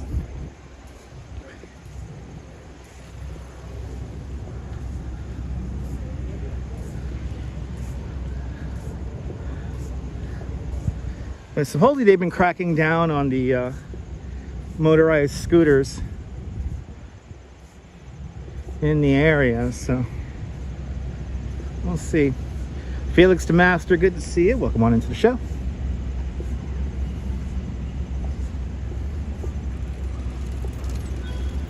Any news on Flacco? He is doing well in the North Woods. He usually hangs up by the Huddlestone Arch, just kind of west of the Harlem Mere. But he is doing very well. And Clamato 422 with a $5 super chat. Clamato, thank you so much for the very generous $5 super chat. Thank you so much for joining today's $5 club. Much, much, much appreciated. For the very generous $5 super chat. Thank you so much for sponsoring today's live stream. Much appreciated. Y'all are being awfully kind on the super chat totem pole today. Thank you so much, guys.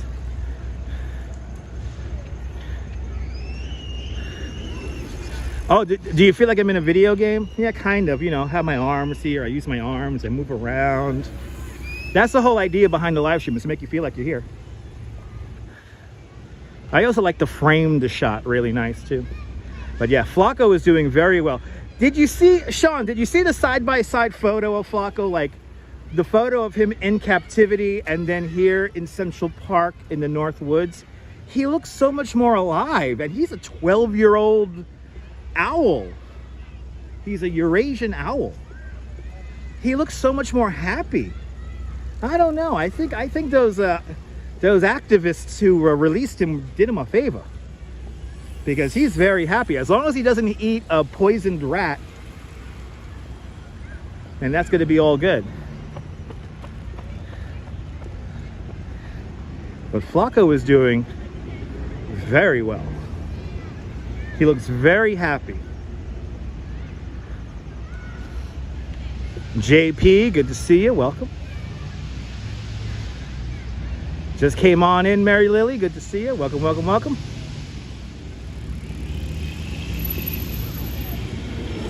Bloody hell. Okay. That guy.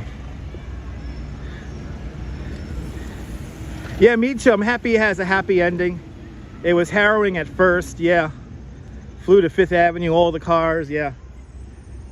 He definitely found his place here in the park, and I'm happy he's doing well.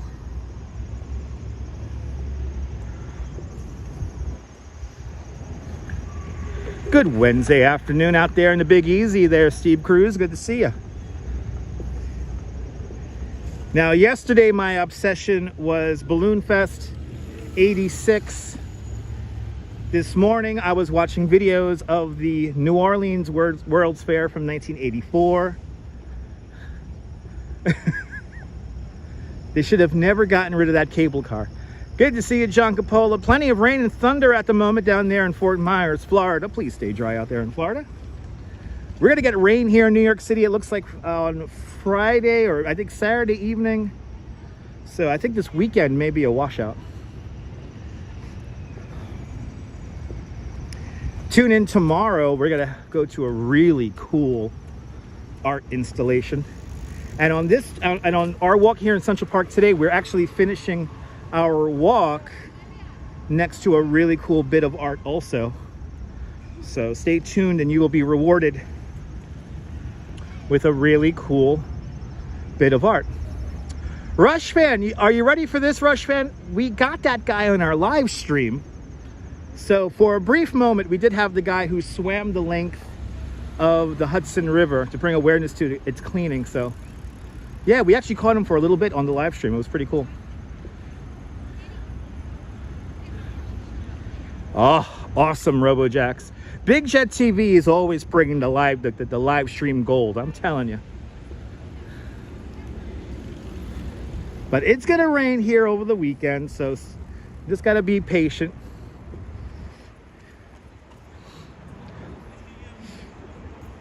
Now on this YouTube channel, we do have the big riverman, Martin Strel.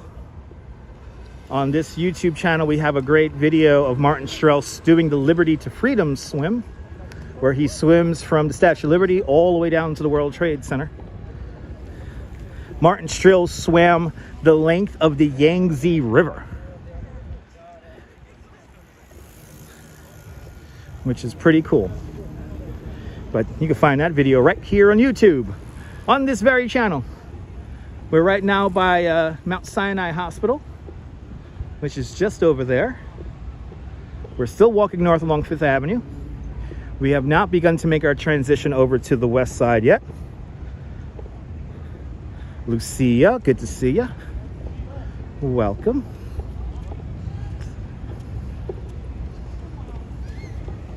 Beautiful day here in the park. Lots of bikes, yes indeed.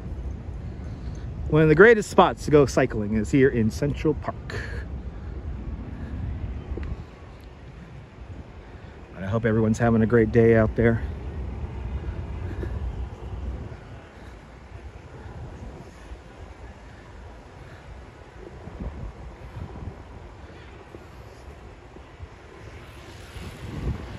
Instead of taking the subway up here from Lower Manhattan, that's where I work today. I actually took a city bike up here because I had a chicken quesadilla from Squire Diner and it was kind of heavy on my stomach, so I said, you know what, let me ride the bike. And it was a wonderful ride. It is a perfect weather day. Good night, BN. Good night. See you later. Bye-bye. A little nervous about taking the bus for the first time. No need to be nervous. It's going to be fine. I ride the bus. I ride the bus every single morning. I'm on the subway pretty much every day. And I'm still here. I'm still alive. You said hello. Good to see you, Lucia. Yes, indeed.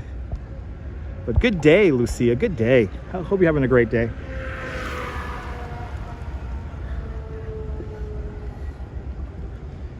We're making our way right now to Conservatory Garden. We'll do a little loop around Conservatory Garden, and then we'll make our way back down to whatchamacallit. Then we'll make our way a transition over to the west side of the park, and then we'll walk south along the west side of the park. Should get some nice early sunset views. We're at around 99th Street, everybody. East 99th Street now. Oh yeah, the LaGuardia is doing that crazy runway 3-1 approach. Good to see you, Vaughn Williams and Katie out there in Auckland, New Zealand. Good to see ya. Out there in Auckland, thanks for waking up with me.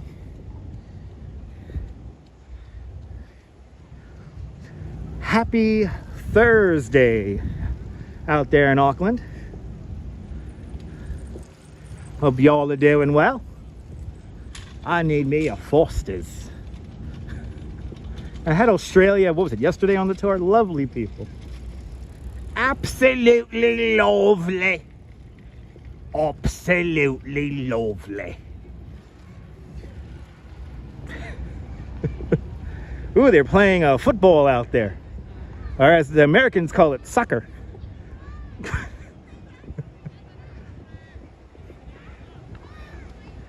I ain't gonna lie, kids. I despise American football. I think the game is so boring. I rather watch baseball. It is pretty out here. Bluesy Vlogs, good to see you. What a lovely stream indeed. Yeah, that's right, Jennifer. You get all the accents on this live stream. Yes, indeed. It is pretty out here. You're more than welcome, Lucia. George Rucker's having corn dogs for lunch. Awesome. Enjoy the corn dogs. Put the spicy mustard on there. And you're all set, kid. You're all set. But yeah, American football, I find it just so boring. I'd rather watch a Mets game. I know American football is not it. Yeah, exactly. I like real football there. What about Australian rules football? That's just crazy. Now that's a dangerous game there. Get you a big old can of Foster's there. Anyway, we're just at about 103rd.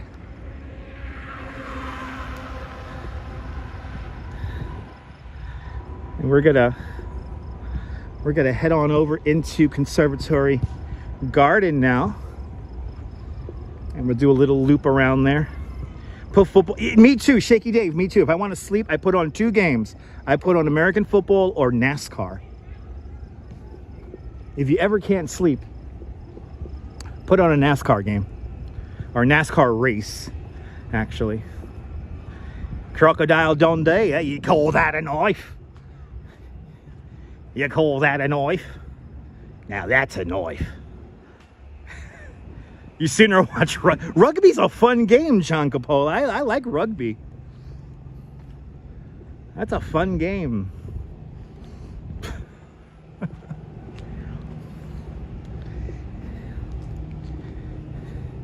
Oh my God, golf is another great game.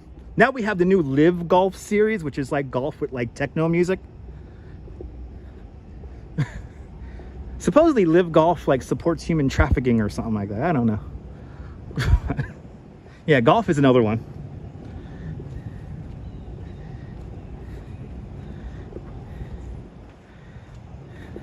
I'm gonna turn to the left and we'll crash. Rugby, ooh, Rugby World Cup is on now. Nice.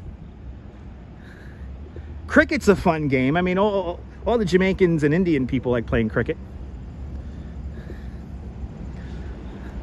But Rugby World Cup is on. Now you're talking.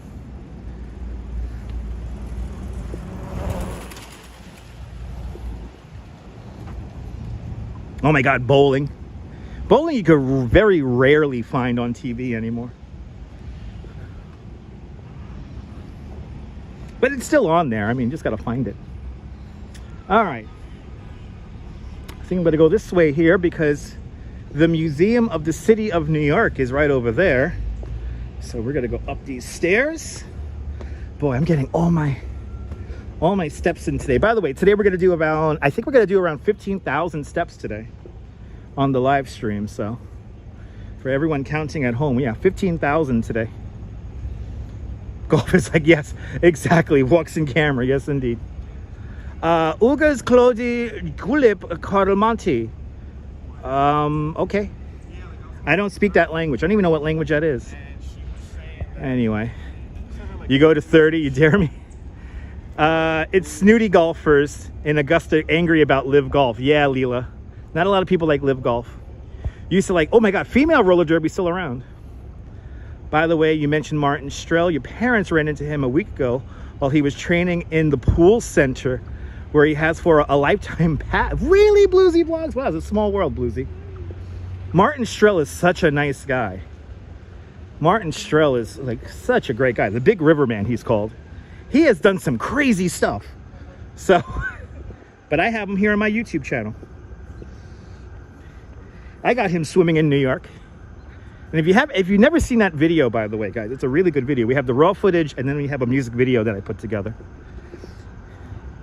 A lot of fun. Yeah, he is a big wine drinker. Yeah, he loves drinking that wine. He's just like a nice guy. Like super nice guy. Welcome to the Conservatory Garden, everybody.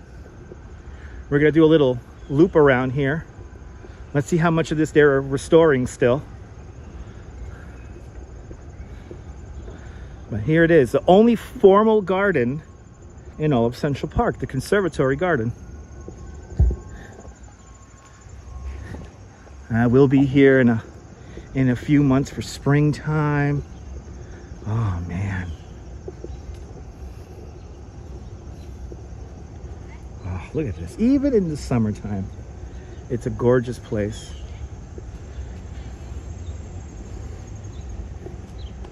They always are maintaining this so well.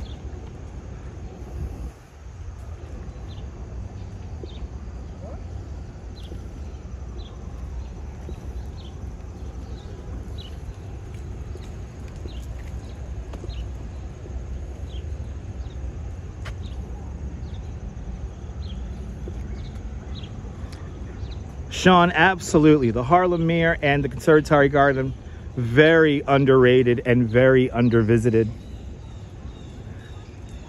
I always say, if you come to the Museum of the City of New York, which is right across the street over there at 103rd Street, 5th Avenue, come to Conservatory Garden.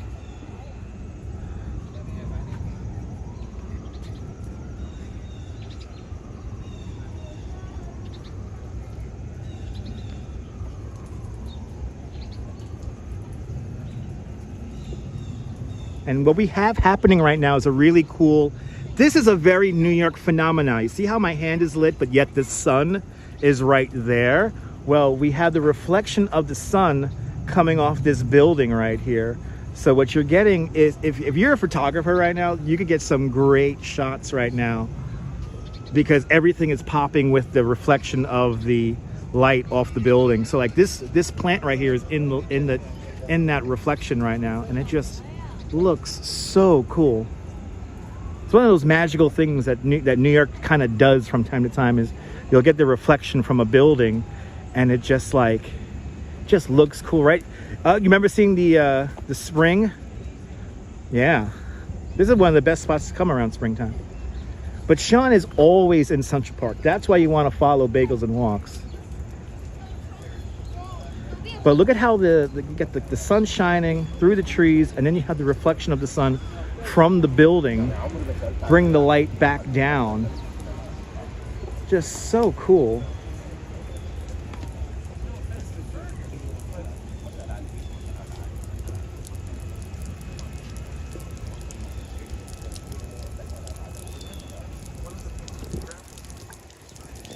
But I'm telling you, Sean does a great job of showing the park throughout the year. And like I said, the only criteria for me to give your channel a shout out is just produce halfway decent content. And if I'm watching it, believe me, I'm going to give you a shout out.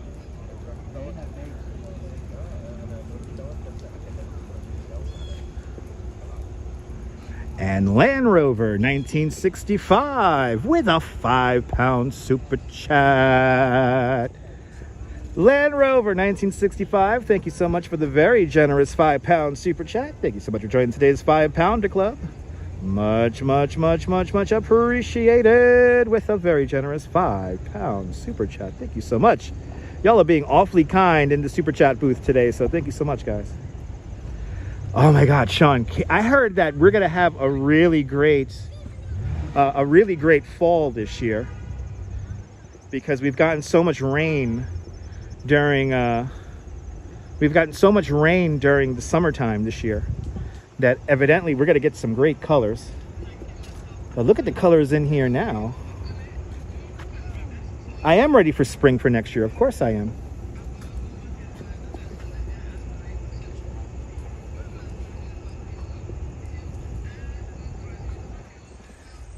Diana, you're more than welcome.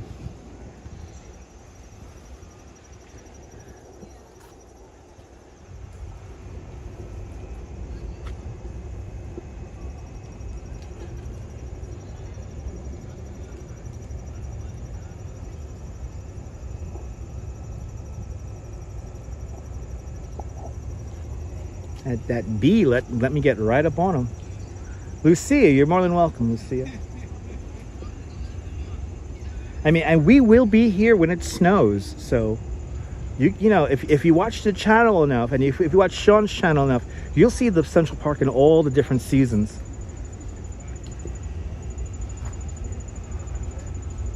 So come on out and stay tuned on in, because you'll see, hopefully we'll be out here in the snow, we'll be out here in the blizzard.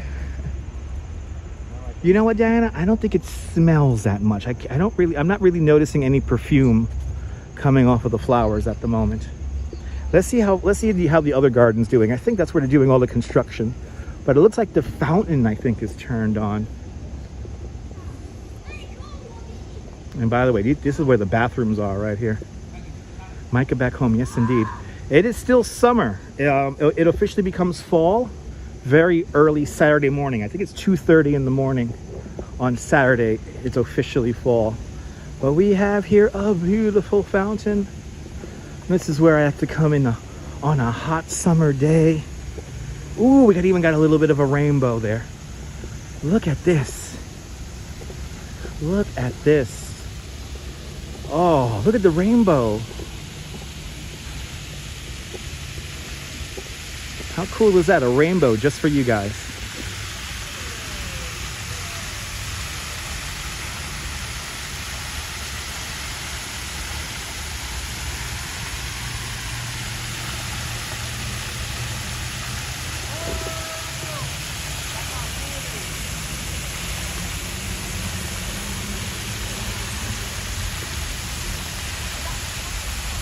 You're really seeing how a rainbow works. It's all about that angle of the sun, as you can see.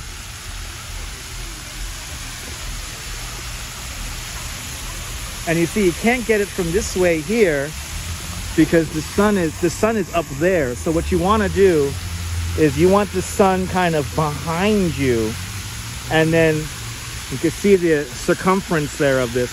Good to see you, RJ. Welcome. But that's how you get like a rainbow here. How cool is that?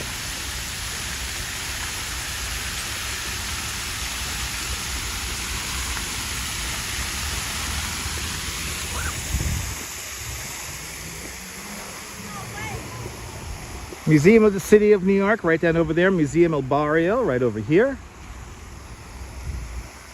And I think this other garden, I guess it's open. Let's see if this other garden is open here. If not, we'll kind of backtrack back anyway. Because we got to cut across the park at 103rd Street here. This will take us into Harlem Mere if we go off in this direction. I don't want to go that far north. Yeah, I think this other area here is closed, but let's see. Let's see.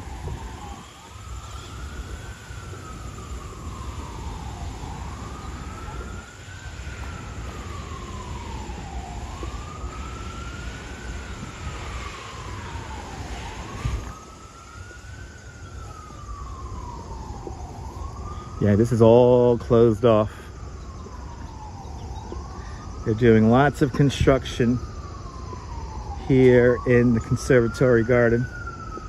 Yeah, this takes us out of Conservatory Garden and into Harlem Mere. So I'll go right here to the entrance here and turn around.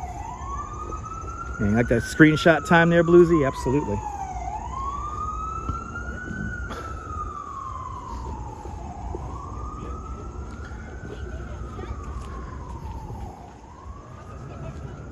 So up and over the other side of this kind of rocky hill here, Harlem Mere is right over there. And it looks like this northern garden here is closed. So this one here is closed. This one is open.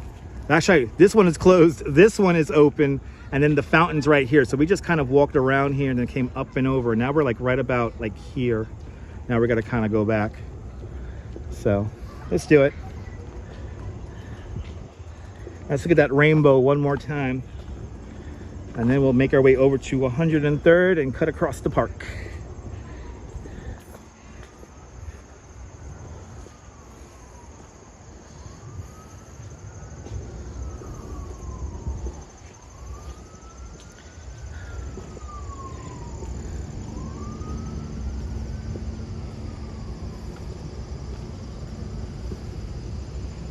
You're more than welcome, Sean.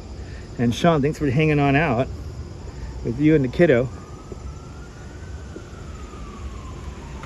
But yeah, everyone, you want to follow Bagels and Walks because he does some great little tours here of Central Park. So yeah, Cindy, a lot of people forget about this section of the park, so that's why I like to come up here. Now you got to notice as we can make our way back south into the park again, it's going to get more crowded again. So this northern section's always a little bit more relaxed,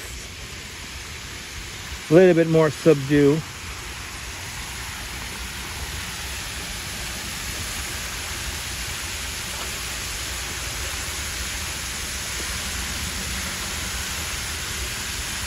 Oh, look at that. The sun has moved behind these trees here. So now the rainbow is only visible from so many different spots now.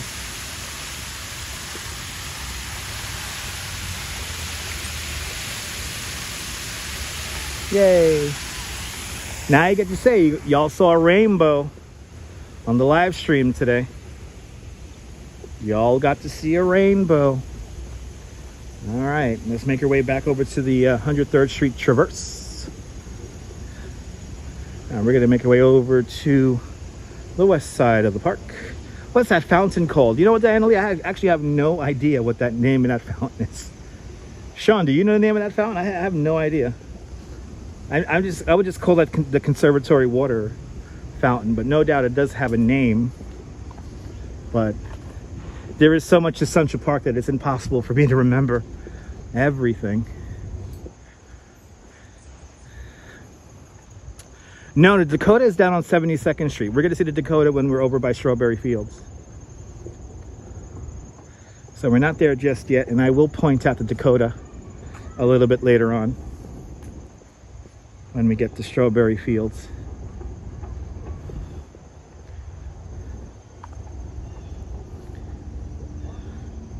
Dakota is West 72nd Street. Central Park West. It's okay, Diana. I should know these things.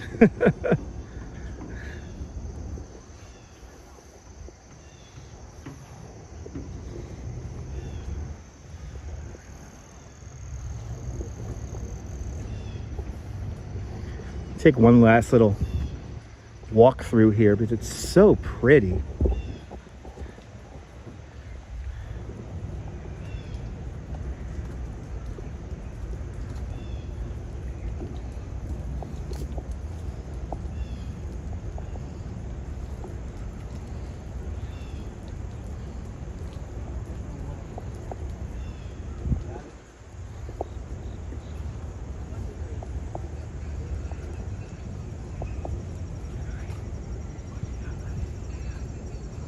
Yeah, all the color is right here in the park right now.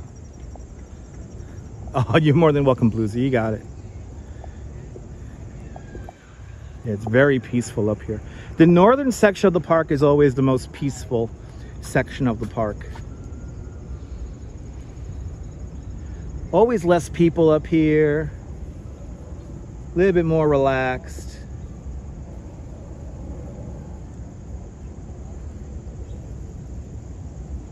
Always a little bit more relaxed up here. It's always a little bit more chill. Not as kind of hectic as the southern area of the park where everyone usually hangs out.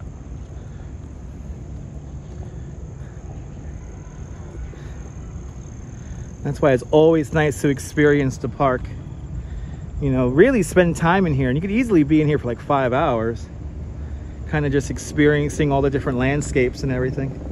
And if you know how to get around the park, there's a lot to see.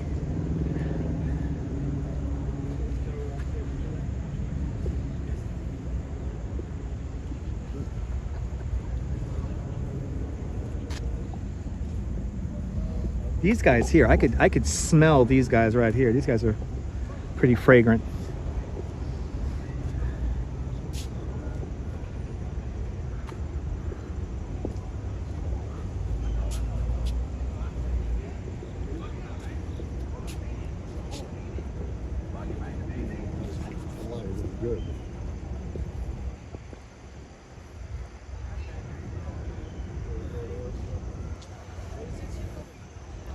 We are now exiting the Conservatory Garden. I'm going to make our way over to the 103rd Street Traverse. And then we're going to cut across the park over to the west side of the park. This is a very good stream to watch if you're stoned. Yes, it's a very visual. I always try to keep the visuals nice. So especially if you're smoking something, you could be entertained.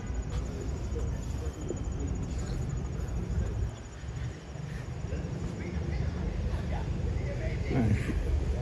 Time for me to get some... Ooh, look at the puppy. Yes. Upper East Side dog. The dog goes bark, bark, woof, woof, bark, bark.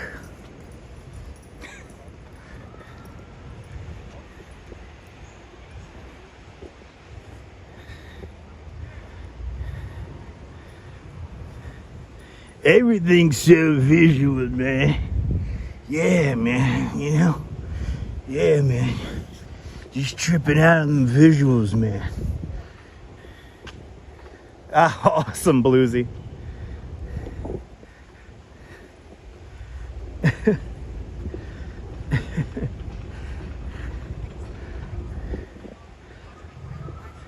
I'm working on my calf muscles right now. As I walk up this hill, totally working out my calves. Yes, indeed, this park is amazing.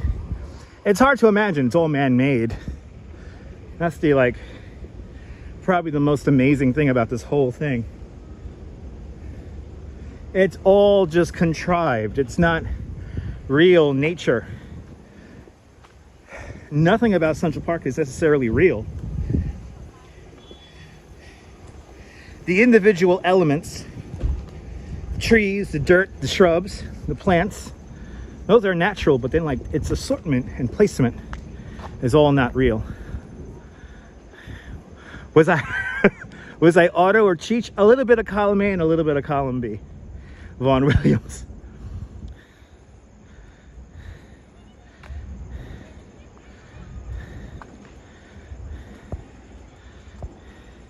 Yeah, no, where the big gate is. Yeah, no, the Conservatory Garden closes. So sometimes they will kick you out of there. But it happens. I want to say the Conservatory Garden closes around 6 o'clock.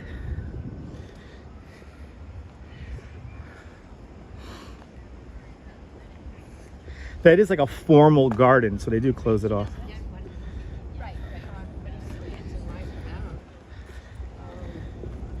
The older it gets, the closer it becomes. Yeah, that's true. Yeah, the closer to nature it becomes, yeah. I mean, Frederick Lahr Olmsted and Calvert Vaux could never even dream of the park looking this good. But Shaky Dave with a $5 super chat. Shaky Dave, thank you so much for the very generous $5 super chat. Thank you so much for joining today's $5 club. Much, much, much appreciated. The very generous $5 super chat. Thank you so much, Shaky Dave. I'm going to do my best to work on these calves. I'm gonna get a workout, that's for sure. We're gonna cut across the park now. We're gonna be passing just south of the North Woods coming up. Just gotta watch out for these bikes here. Just gotta watch out. Looks like we got a little bit of traffic.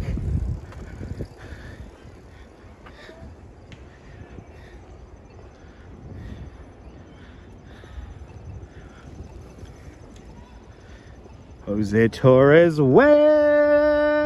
pa Puerto Rico, bienvenidos. Jose Torres.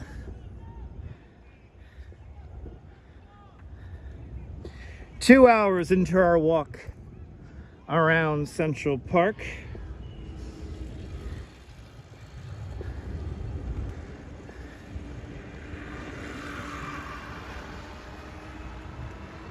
And we are really pounding the steps today. We have still yet to see strawberry fields. We also get to see Belvedere Castle. I think after Belvedere Castle we'll go through a bit of the Ramble. So we still got quite a bit of park to see. And I think today we're going to end the stream near Grand Army Plaza, 5th Avenue, 59th Street, because there is a new piece of art, relatively new piece of art, only a few days old, over in that section of the park. So that's probably the main reason why we're here, is we're going to finish near a new piece of art.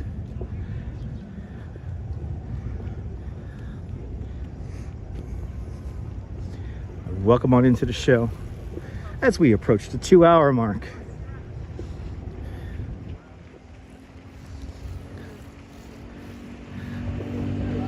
Is that a scooter?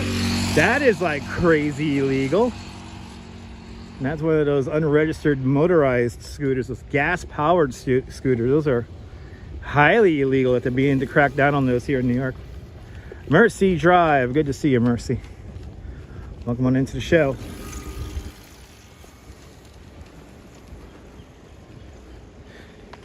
We're now coming up to the 103rd Street Traverse. If you don't want to do the Great Hill in Harlem, in the Harlem Mirror section, this is where you avoid that.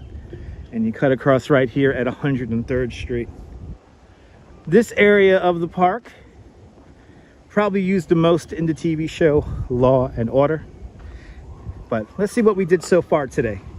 Let's get a recap here. In the last 2 hours, we started out pretty much right here by the by the Tony Bennett bench, and then we kind of made our way around through this way here, Wollman, Rink, the dairy, the mall, up here by the boathouse, Conservatory Water. Then we did kind of this, and then we went up this way here, King Jagiello, the obelisk, continued on, went around here, went right through here, down through 90th Street here, then back up along the pathway here. Let's see, where did we enter here? I think we went all the way up to, yes, to here.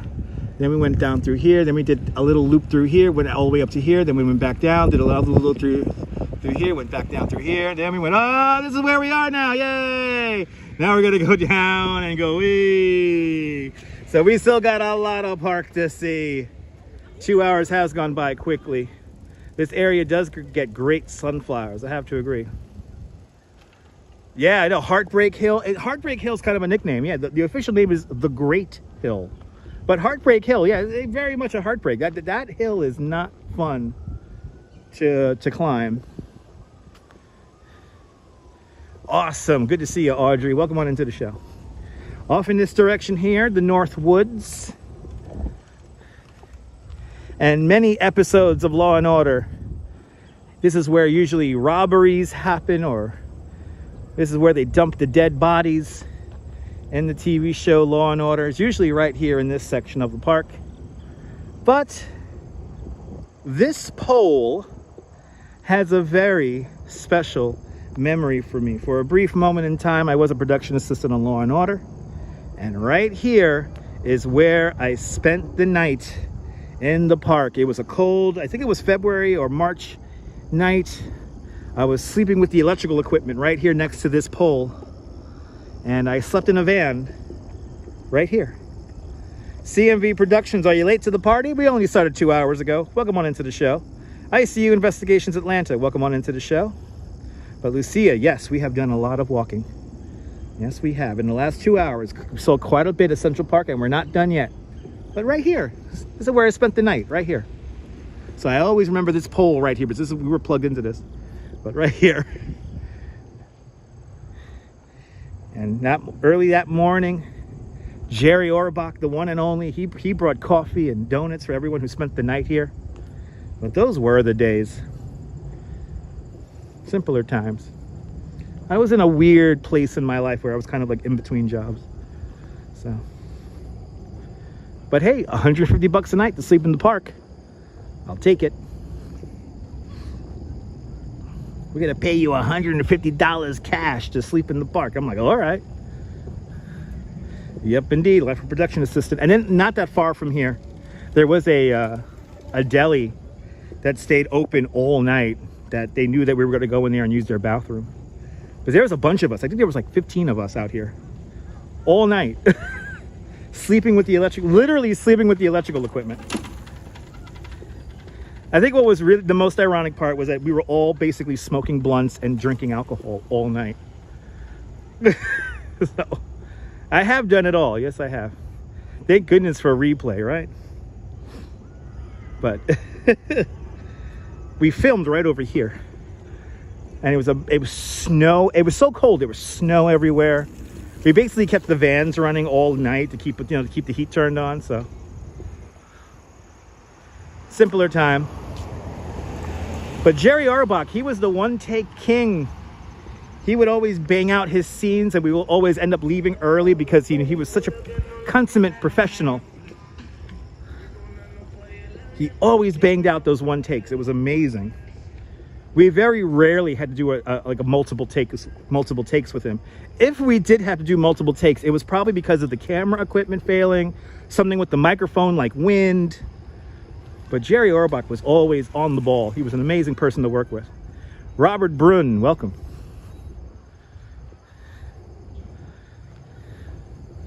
Did those gigs too? Yeah, it is good times, right? Ooh. Some kind of squirrel in there. Yeah, a little squirrely in there.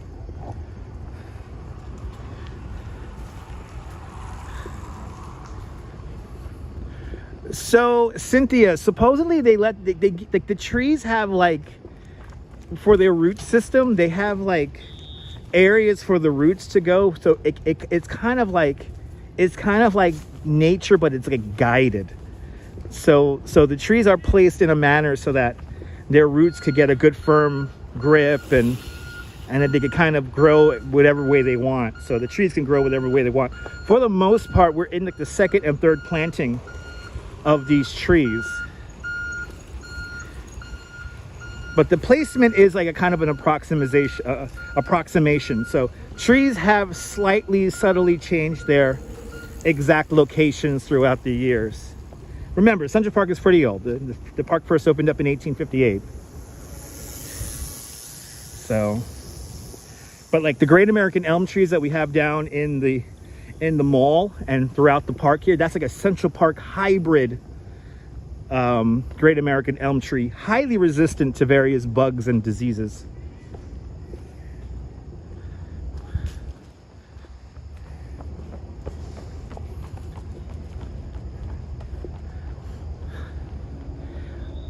It looks natural, like the Ramble, yeah. Yeah, the Ramble's like is almost natural, but it's really not. There was actually no trees there when we built the Ramble, there was actually no trees there. It was just like a rocky, like cropping, like an outcropping of rock. It wasn't too many trees there to begin with. This whole area really didn't have too many trees.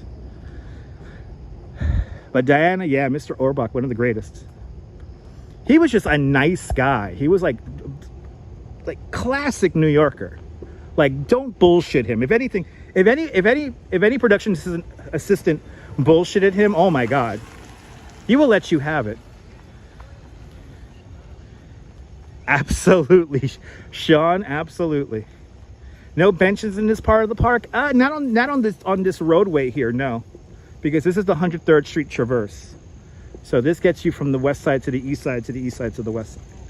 So there's no benches along this section here per se. You know, Sean, I got to show you the trick one of these days. I'll try to explain it today.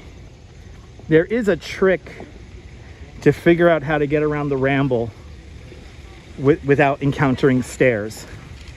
There is a bit of a trick. The whole park actually has a kind of a trick to it.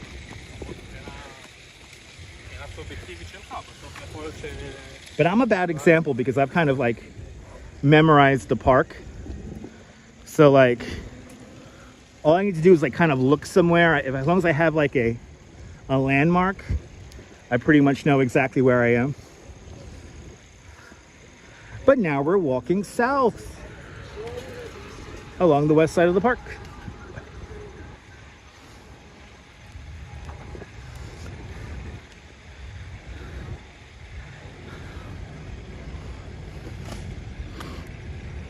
It is a kind of a pain to backtrack, yeah.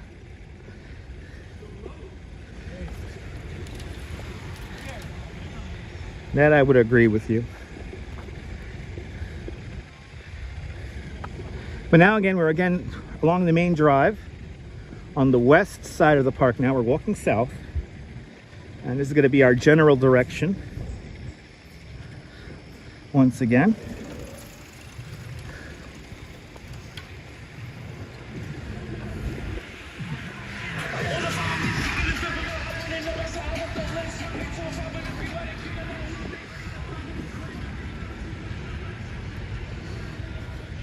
So we're just at about 100th Street right now. The exit to 100th Street's coming up here on our right-hand side.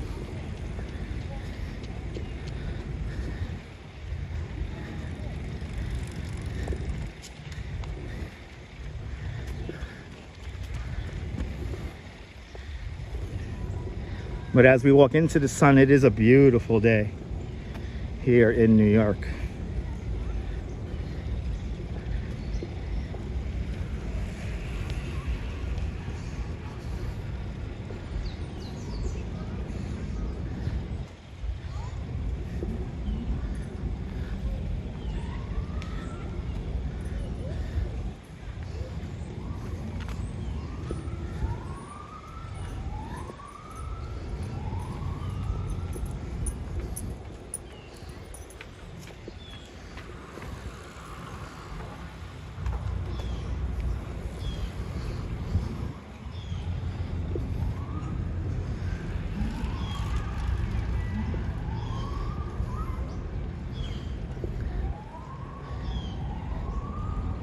Tell you, I'm getting my workout, that's for sure.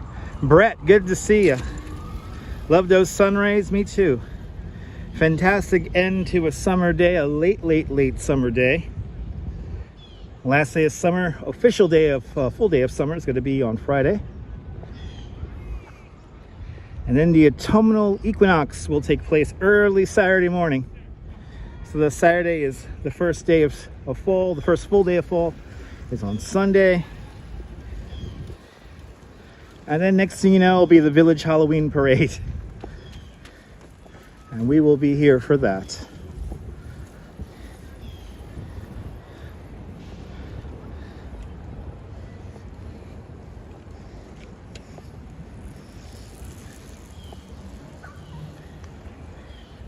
My dog's barking? Not yet.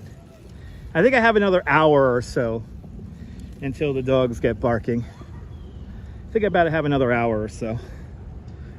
I think probably around the 3-hour mark, the dogs will begin to bark.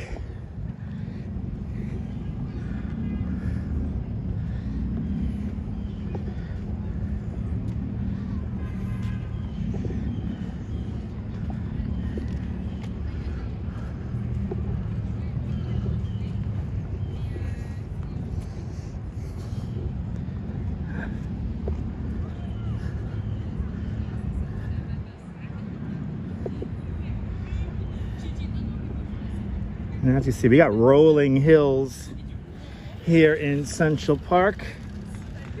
Manhattan, derived from the Native American word Mannahatta, which means land of many hills.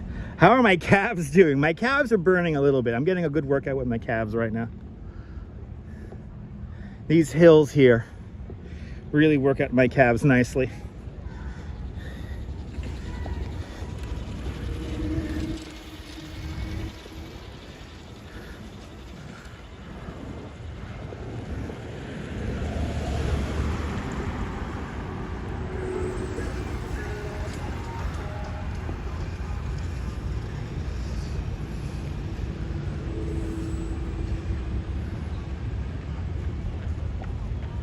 Like these little hills here work out the calves lovely. Great walk through the park indeed, Zambrano. Absolutely, it's a beautiful day here in New York. Am I having dinner? Yeah, what am I having for dinner? I don't know yet. This is amazing. I actually don't know what I'm having for dinner just yet.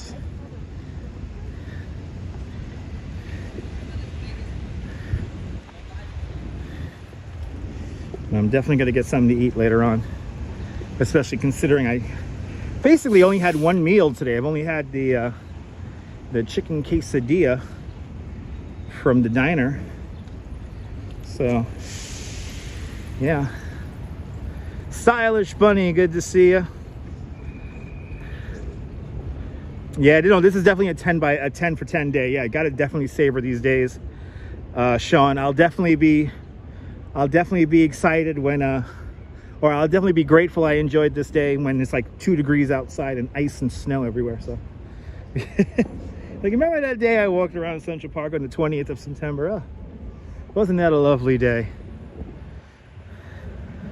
No, I'm not going to be doing no triathlons. No triathlons for me. But I mean, if I could do the marathon, I mean, if anyone wants to get me into the marathon, I will totally like do the marathon walking. I know I could walk the marathon route in like 6 hours. I know I would be able to do it.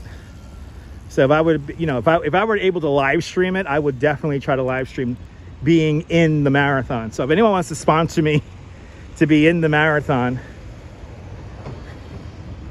let me know.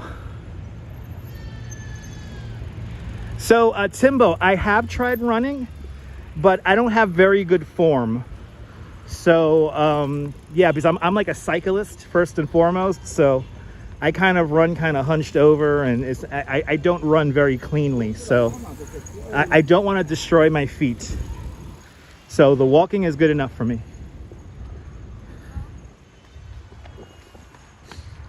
I'm very happy with cycling everywhere.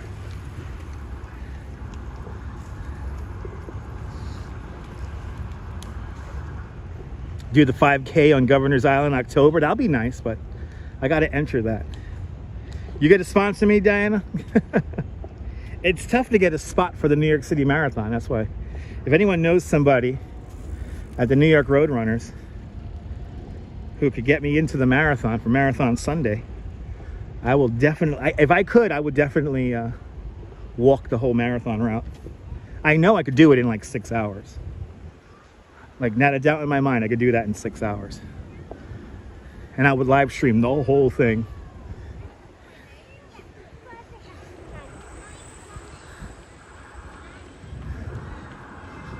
Beautiful section of the park right here. Look at this view here. So cool.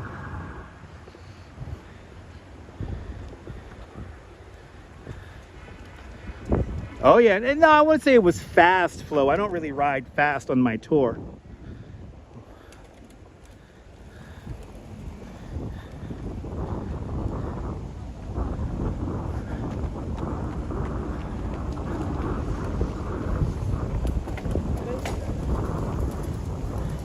Got this little bit of a hill here.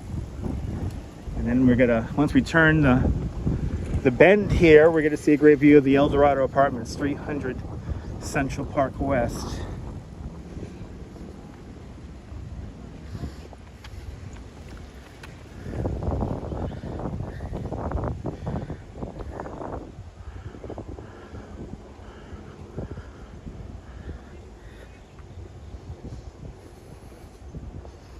kind of staying on the main drive at the moment just so I could, it's like kind of like the most direct route I could take without stairs. Oh, doing the tour, yeah.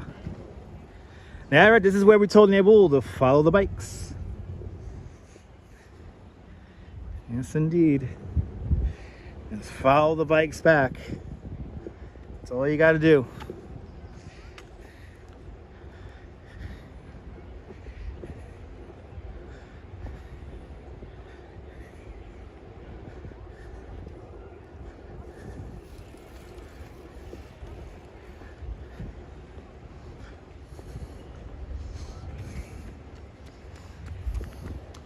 Look at this beautiful view of the El Dorado right there, with the sun peeking out just behind it. Such a cool view.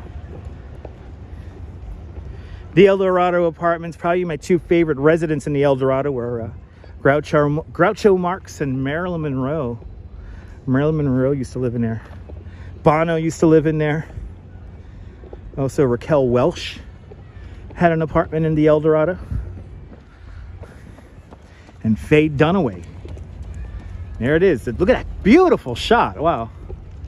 The Twin Towers of the El Dorado apartments, also designed by Emery Roth, the same architect who designs the San Remo apartments. Just a little further south from here. We're at about 90th Street as we pass the El Dorado.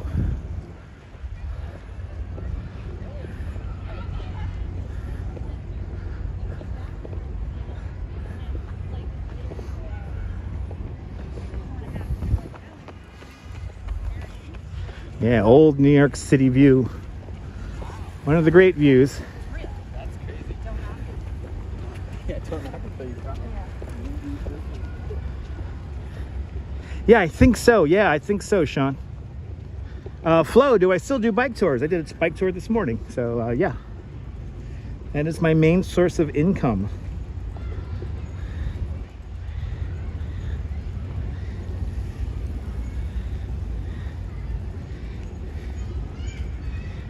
You call those the Towers of Terror? Maybe. Which one is my apartment? None of them. You got to super chat me one. If somebody could super chat me an apartment inside the El Dorado, I'll be forever grateful.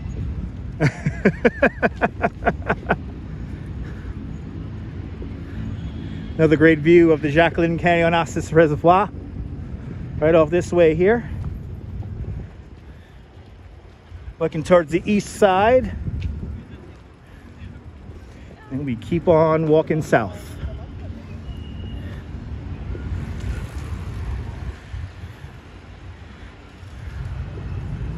Now we got a really cool apartment building coming up here with this little green roof on it. When Madonna first starts making real money, this is her first kind of really expensive apartment that she buys. But if I'm not mistaken, Rosie O'Donnell still lives in there. Have I ever live streamed the bike tour? Flo, I have guests who pay me money to come on the bike tour. So to be live streaming that would not be fair to the people who have paid for me for the 2 hours I do the tour. So I never live stream my tours because also I have to stay engaged with the guests, and I won't be able to read chat or anything like that. So you will never see me live stream an actual tour with a group, with a paying group.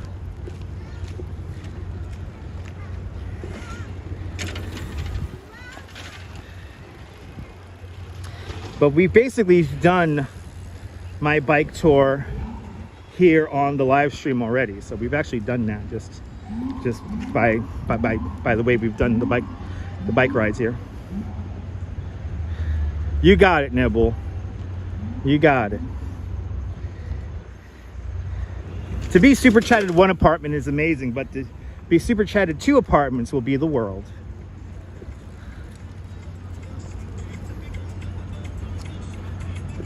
.111 West 57th Street, the thinnest skyscraper in the world, is just peeking into the park straight ahead. 111 Central Park. Sorry, 111 West 57th Street right there. Just peeking in.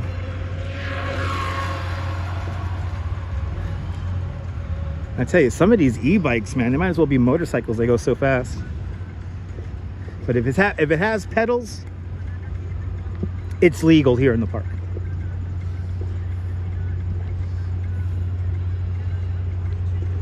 That's true, Nabul. You never know. You never know.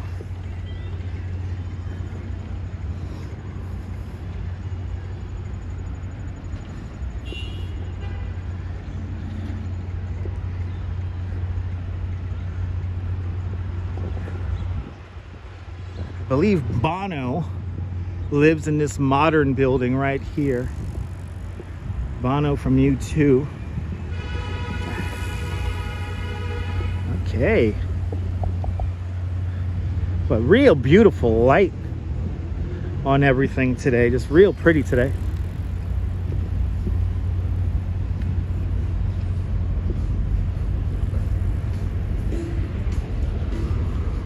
Ooh, Luigi. Luigi's making his way down Central Park. Wonder where Mario is. Probably Mario's down by the San Gennaro at the moment.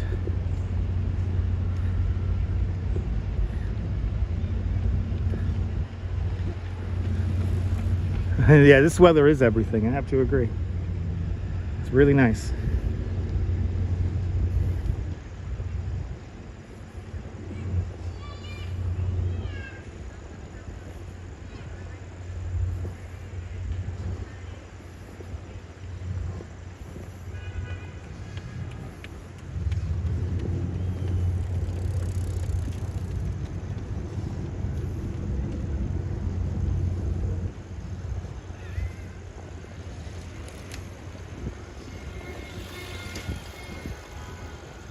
Yeah, it does look like everything's lit internally, yeah.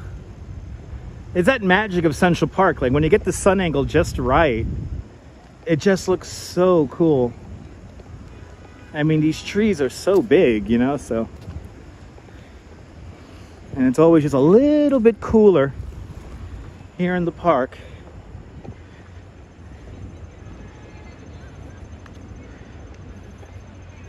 How many steps? We'd be definitely past the 10,000 mark.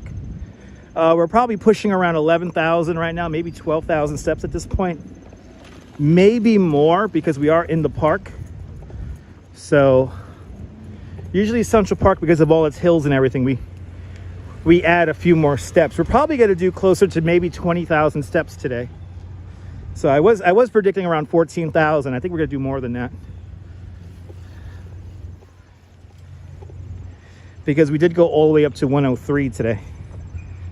And what was here? 2 hours, 24 minutes into the stream. So, yeah. We're going at it pretty hard today.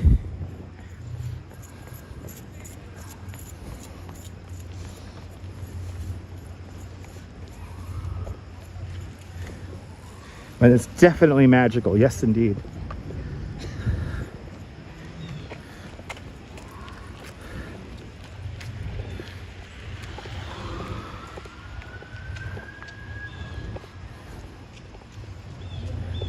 Coming into the area of what was Seneca Village at the moment. Seneca Village, one of the largest settlements of humans within today's confines of Central Park. Seneca Village, a thriving community of some 325 people. A fully integrated community of free African Americans, some Irish, and some German immigrants all living up in this area here. Unfortunately, there is nothing left of Seneca Village. But in this area of the park, there are special signs which tell you a little bit about the history of this area. And it's a fascinating bit of history. As we look straight down the Central Park South Tower, the highest occupiable floor in the Western Hemisphere, is straight down the way. Oh, yeah! Party! Damn. That's like nice cruising music.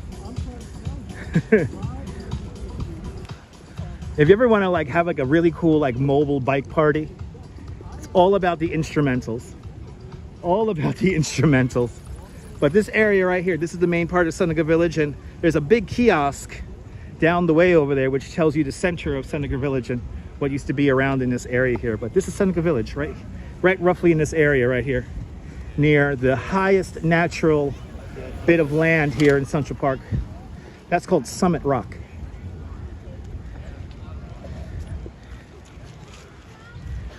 We're now just on the other side of the Great Lawn, and the Pinetum is just off to our left-hand side.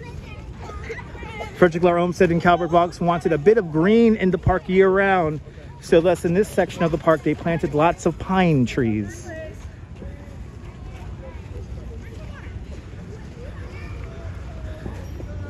The Pinetum. All right, we've been going up a lot of hills. Now it's time to finally start walking down some hills. What goes up must come down. And I get to walk downhill now and relax my calves. And whoa, one of those one wheels right there. He's really flying.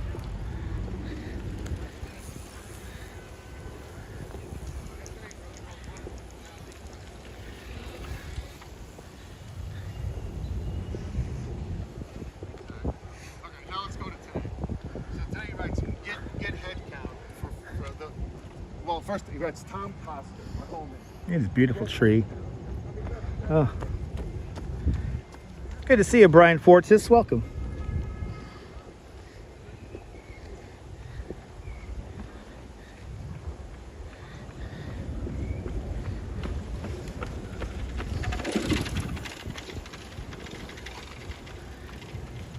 So off in this direction here, this is Summit Rock,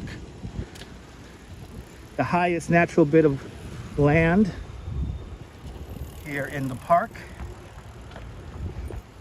CMV, I do bike tours year round. Yeah, I've done bike tours in 15 degrees and I've done bike tours in 115 degrees. I've done bike tours in the rain and I've done bike tours in the snow and the ice. I've done it all. So yes, I do work year round. The pines do smell amazing. Yes, they do. Really nice.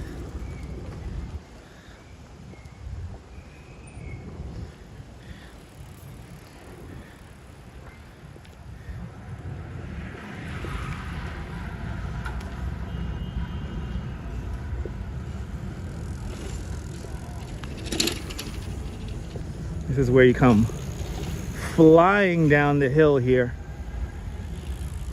This is usually an area of the park where we get a lot of cycling accidents, because whether it be pedestrians or joggers kind of run out into the bike lanes, and then you get like a guy like this who just made a U-turn.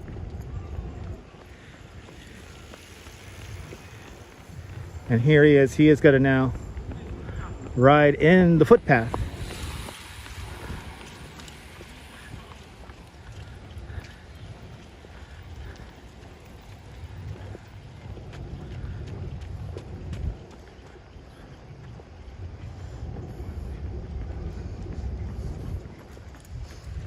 Yeah, I think looking at the timing and where I am in the park, we're probably going to do around 19 to maybe 22,000 steps today.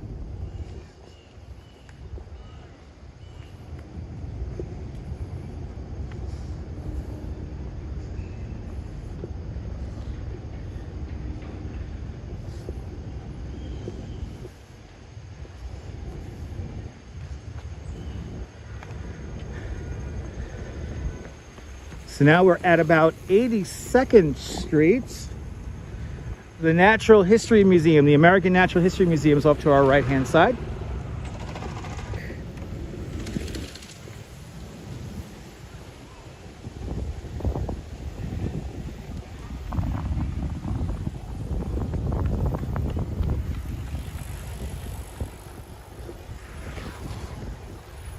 Oh boy. I appreciate that, Flo. And yes, indeed, also right next door, the New York Historical Society. Just a little further south from the Natural History Museum. And right about here, we're right now just outside of the Delacorte Theater, Shakespeare in the Park, and this stretch of road right here in front of us is where Bono from U2 had his quite dramatic cycling crash. He crashed on a bike. He was going really fast. When he had his accident, right here where we're walking would have been a fence right here. There would have been a barricade for pedestrians.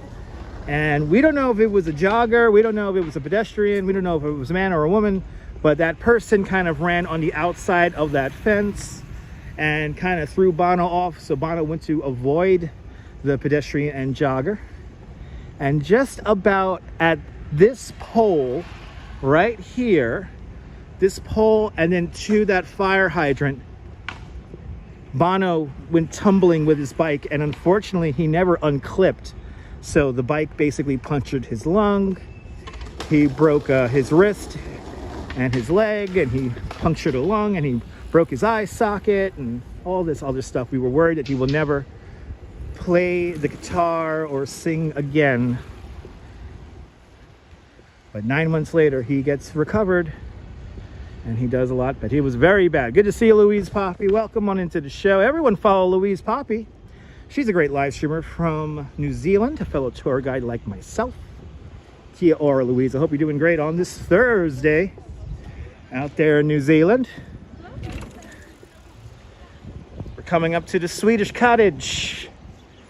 The Swedish Cottage is a prefabricated schoolhouse built for the Philadelphia Exposition of 1876. Frederick Law Olmsted, he saw this on display at that World's Fair and immediately bought it and had it moved to where it is today. Today, this is the home of the New York City Puppetry Department's Puppetry Division. The Marionette Theater, most people call it. But right here, this Swedish cottage. We're now going to make my way. I'm going to get some more exercise and walk up a hill, because now we're going to make our way to Belvedere Castle.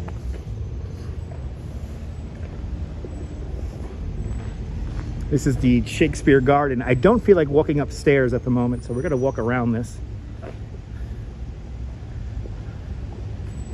We're going to kind of walk up the ramp here. The 79th Street Traverse is just down over here, where car traffic makes its way east-west. Got a little squirrel passing the road. And I'm working out my calves once again as I make my way up the hill.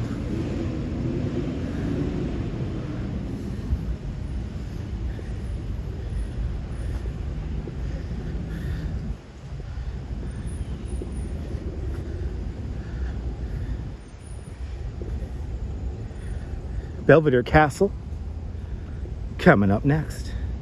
This is the best park in the whole wide world, I have to agree.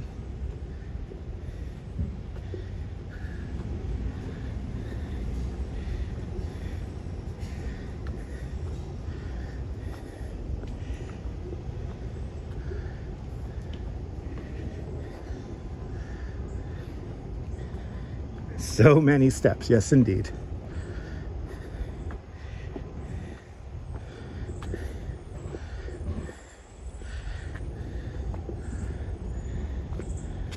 No, I only go through a pair of sneakers once every year. Only once a year.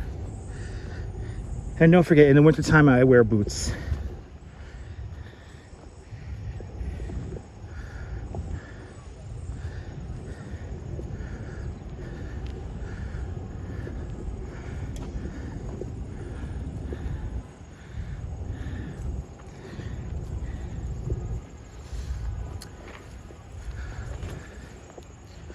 Rush fan asks if I've ever done the marathon. No, I have not. I've only done it on my bike. But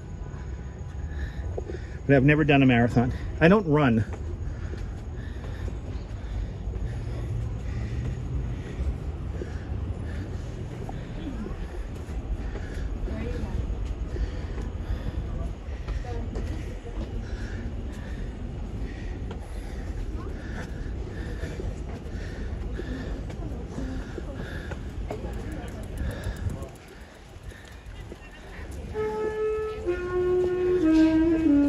Ah.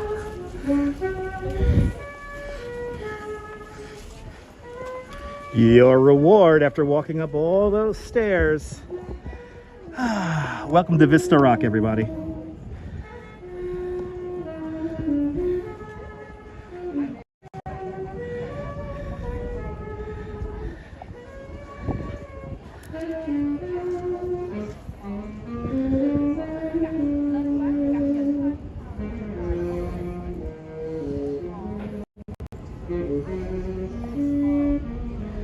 This is what you get. You get this beautiful view here. We're now looking down along the turtle pond. We kind of walked up the pathway off. There's like Cleopatra's Needles like right around there. So we kind of walked up the east side from the turtle pond here. You're more than welcome, Diana.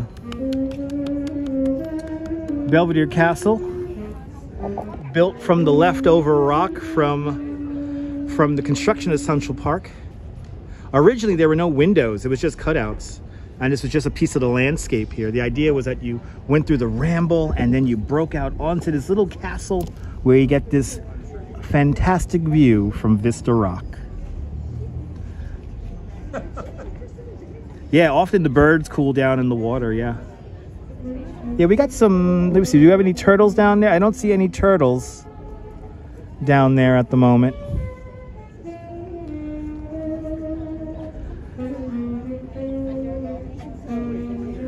And then the Delacorte Theater, where we have Shakespeare in the Park, is just off to the left-hand side. Off to work, ABX girl. Don't work too hard. Thank you so much for hanging on out.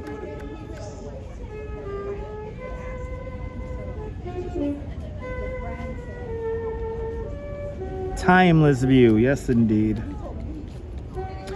Also here at Belvedere Castle, this is one of the oldest weather recording stations in the nation. We started recording the weather here in Central Park at around, I think it's 1865. The castle here was completed in 1872, designed by Calvert Vaux.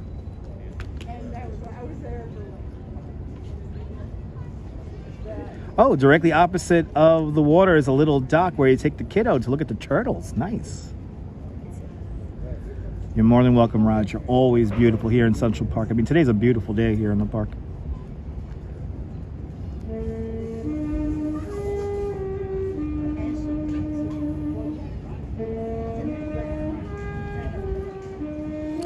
And I think it's time to walk through the most wooded area of the park. It's time to walk through the Ramble, so let's do it. Still have quite a few more landmarks to see. Yep, 1865, we started recording the weather here. This castle here was built in 1872. The modern weather station, which was built in the 1960s, is amongst the trees right over there. And because it's surrounded by the trees, the weather station here in Central Park infamously reported during the height of Hurricane Sandy a calm wind. So the weather, the wind meter is completely useless here at this modern weather station, which is right over there. John C., welcome. Welcome to Central Park. As we make our way through the park here, we're entering the Ramble now, the most wooded area here of the park. As the name suggests, you're meant to ramble about the woods here. And yes, the original concept of Central Park was to get lost in the park. Remember that a 6-story tall building was considered very tall when this park first opens up, so you really don't get any landmarks here in the park until the 1920s.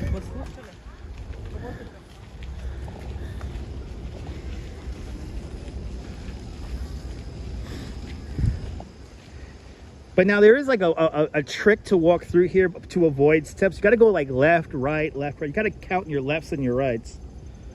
But it's like for every one left, you go one right through the Ramble, and then you make it through here without encountering stairs. Yeah, you get lost here, especially when it's covered in snow. Yeah, I could see that. All these pathways here kind of meander around, so. But now we're going to make our way to Bow Bridge, one of the most photographed sections here in the park, shown in many different movies and TV shows. And then after Bow Bridge, we'll make our way over to Strawberry Fields. Strawberry Fields, and after that, Tavern on the Green and the Sheep's Meadow. All coming up next, and lots more. We're going to be ending at a Grand Army Plaza today. 5th Avenue, 59th Street. That's where I'm going to pick up my train. But also there's a new piece of art that has been installed over there that we're going to be checking out. So if you stay tuned in to the very end, you will be rewarded with a nice piece of art, just like yesterday. Just like yesterday.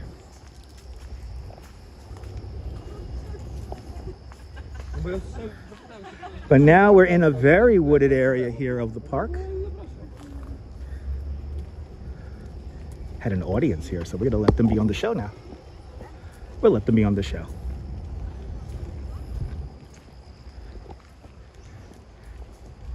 They really do believe that the camera's turned on my face, which is really funny. Here's a little squirrel hanging on out, but across the river in Brooklyn, it's 76 degrees Fahrenheit with the wind blowing out of the west at 7 miles an hour and a relative humidity of 41%. Again, we're making our way to Bow Bridge if you're just tuning in. Beautiful cast iron and wood bridge designed by Calvert Vaux.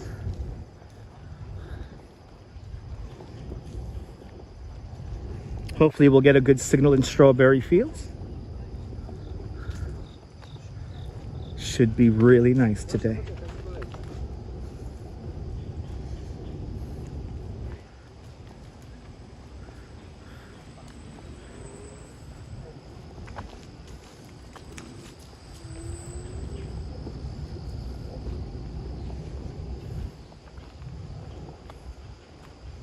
It is. I love these little views right here in the Ramble here. The canopy gets so dark in here, but when you get these little beams of light in here, it's just so magical.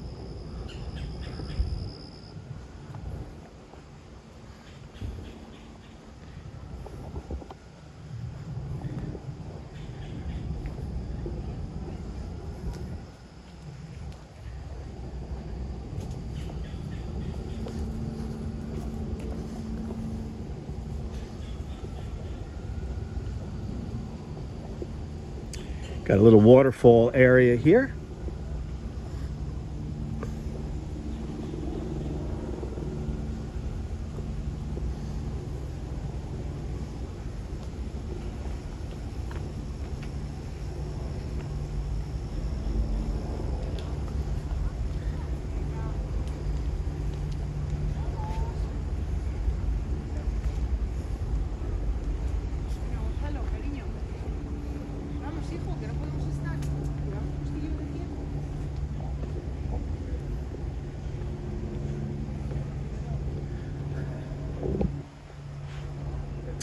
Do you see foxes or badgers here? No, we don't get those here in the city.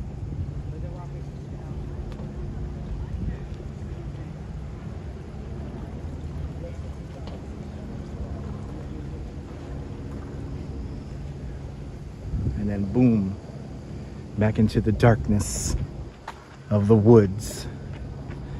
Ange is in the house. Everybody follow yo, Ange. Great live streamer from the Upper West Side. Good to see you, Ange. Hope you and Joe are enjoying this lovely late summer day. Yeah, Brett, you know, we've walked through here in the snow a few times, so check out the replays. We've been in Central Park quite a few times when it snows. With the weather, it is lovely today. Really, really nice. Saw me live earlier but needed a nap. Nice. Well, I'm still at it, Ange. 2 hours and 46 minutes later. And we're not done yet.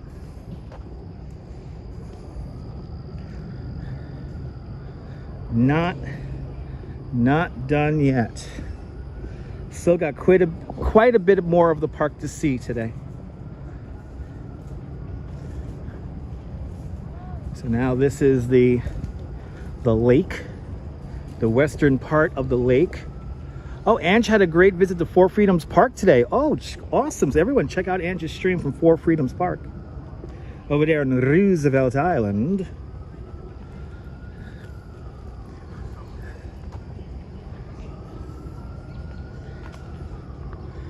But now as we continue on, we're in the southern end of the Ramble now. We're about to come out into Bow Bridge right now.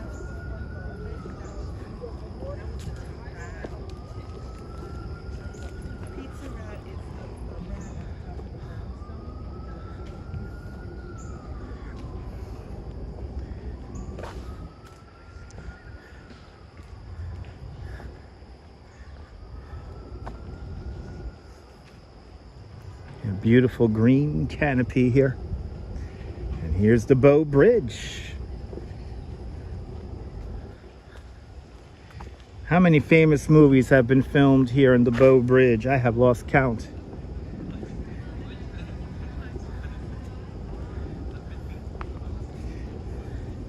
I think it's what, Made in Manhattan. Jennifer Lopez had a big scene right here on the Bow Bridge. Stuff here, there, and there. Beautiful cast iron bridge, built in 1858.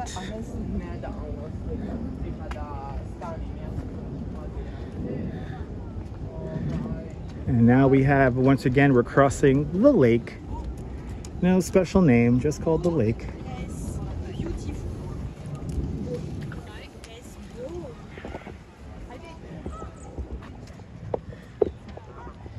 Classic New York City view here as the sun goes down.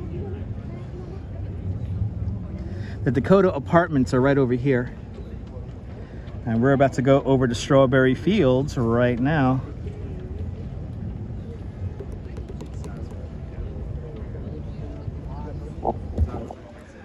A very elegant bridge, yes indeed. Probably one of the most photographed places here in the park.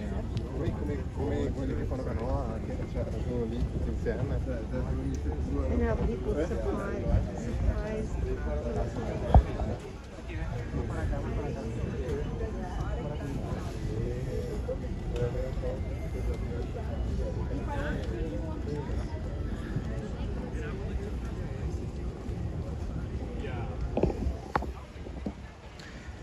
The San Remo apartments off in the distance over there. That's that twin towered structure we saw earlier. I'm surprised there's no photo shoots happening either. Yeah, especially this time of day too. This time of day there's always a photo shoot going on.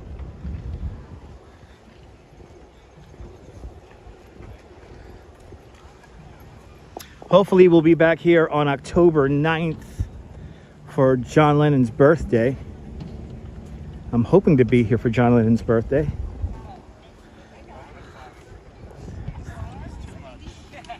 Just keep moving.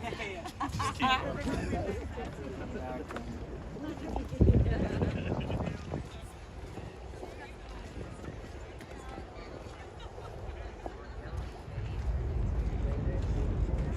All the postcard views, yes indeed.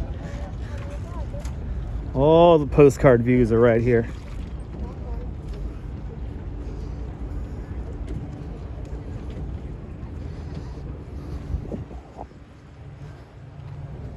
But if you're new to the channel, new to this nonsense, make sure to subscribe.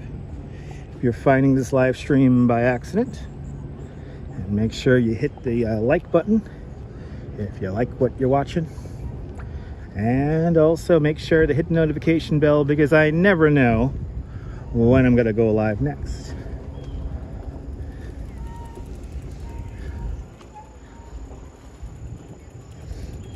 Hopefully on John Lennon's birthday we get to hang out with the Beatles and hear some of that great music.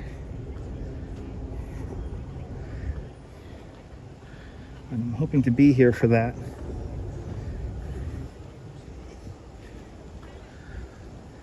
Cherry Hill, everybody. This is where back when Central Park first opens up, this is where everybody parks their carriage, is right around here. The mall is not too far off in that direction. But this is where everyone used to meet and gather back in the day. Cherry Hill and the Cherry Hill Fountain. I'll see you tomorrow, George Rucker.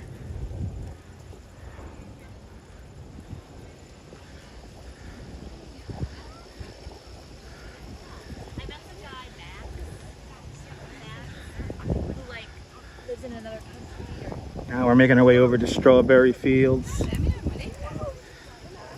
We'll see the scene in Strawberry Fields and then continue south.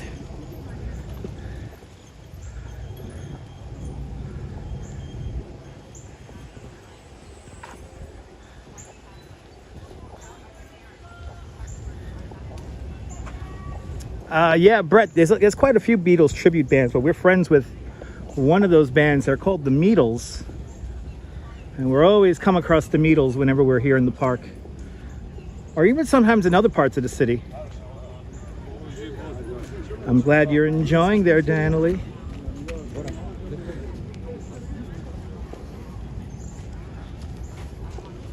As you see now, as we're right around 72nd Street here, it always gets a little bit more crowded in this southern area of the park. When we were just north of the Ramble, there was a lot more empty, and now it's much more populated down here. But this is where all the stuff is anyway, so it would be a little bit more crowded and happening down here. There it is. Thank you so much, CB Earth Day.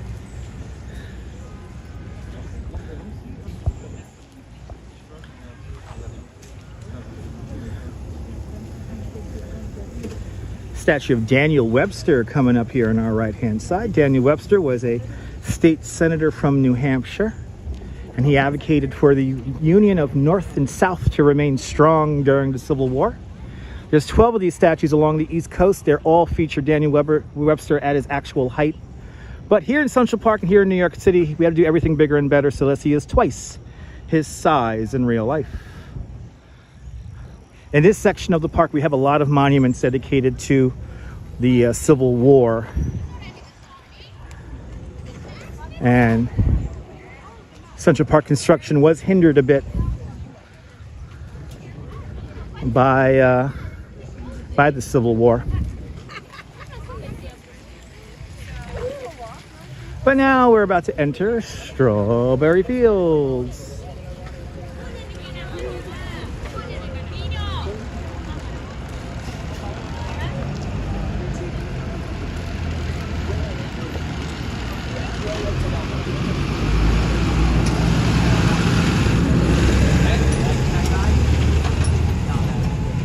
Strawberry Fields in New York City in Central Park. It's a teardrop shaped bit of land.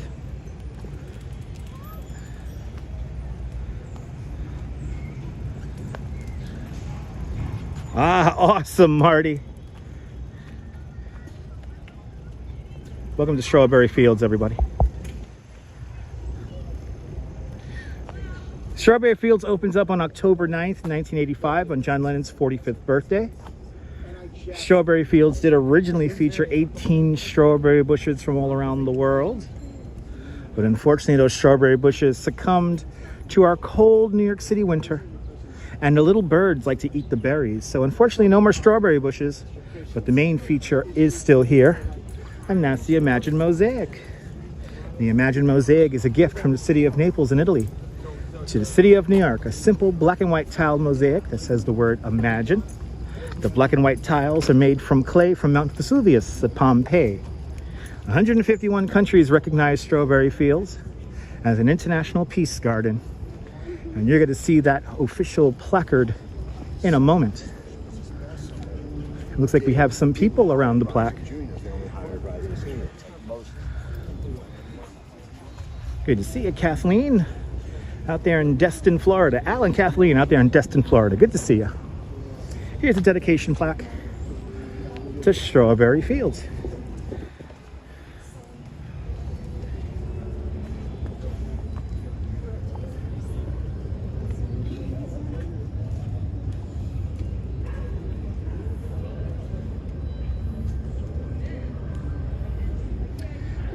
All right, coming up to the Imagine Mosaic, ladies and gentlemen. I'm going to be quiet as we make our way through the Imagine Mosaic. So I'm just going to be quiet and enjoy the sights and the sounds of Strawberry Fields.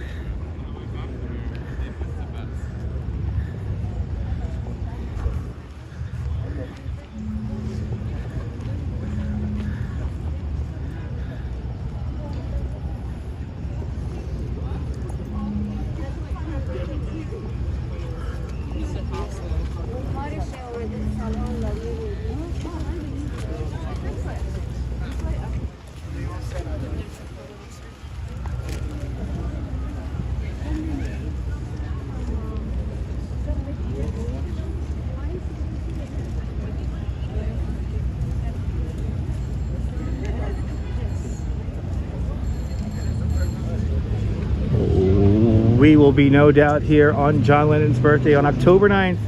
But that's awesome, Kathleen. You shared John Lennon's birthday also.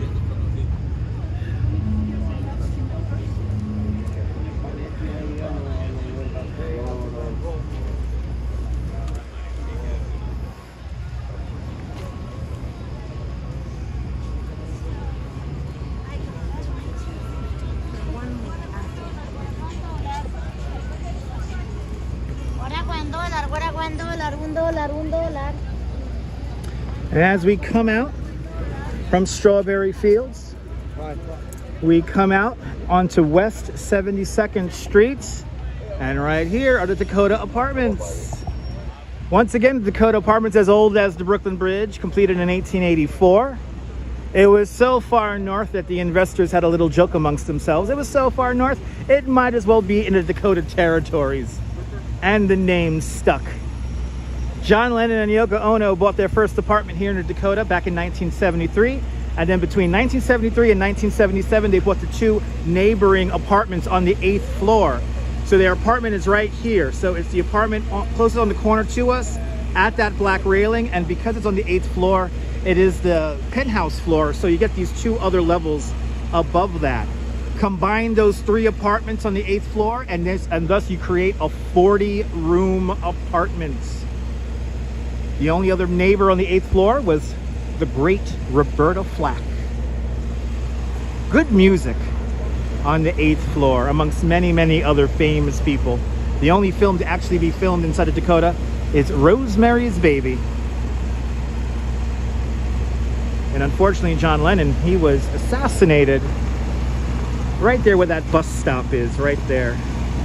That's where all the horribleness happens on December 8th, 1980.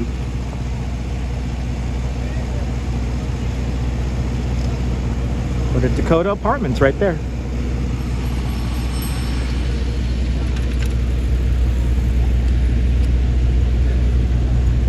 About 11 years ago, when I first became a tour guide full time, I finished a walking tour here in Central Park on an early, I think it was February or March morning.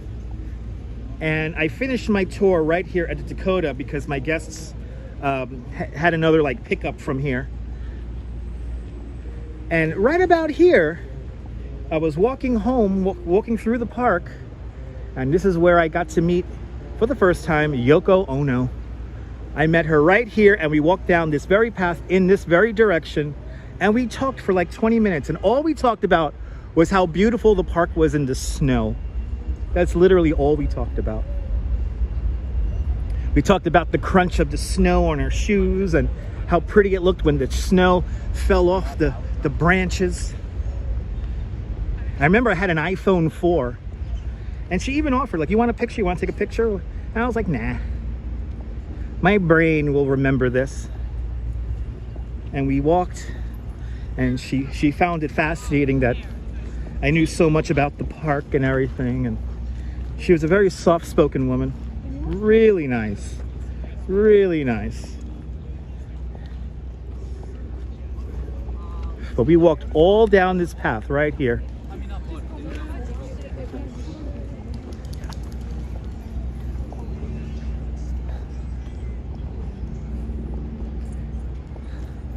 Yeah, no, she offered me a photo. I was like, nah. This is too cool of a moment to take a photo. I just thought it was so cool that I got to walk with Yoko Ono down this pathway here. Well, all we talked about was how pretty the park was in the snow. That's literally all we talked about.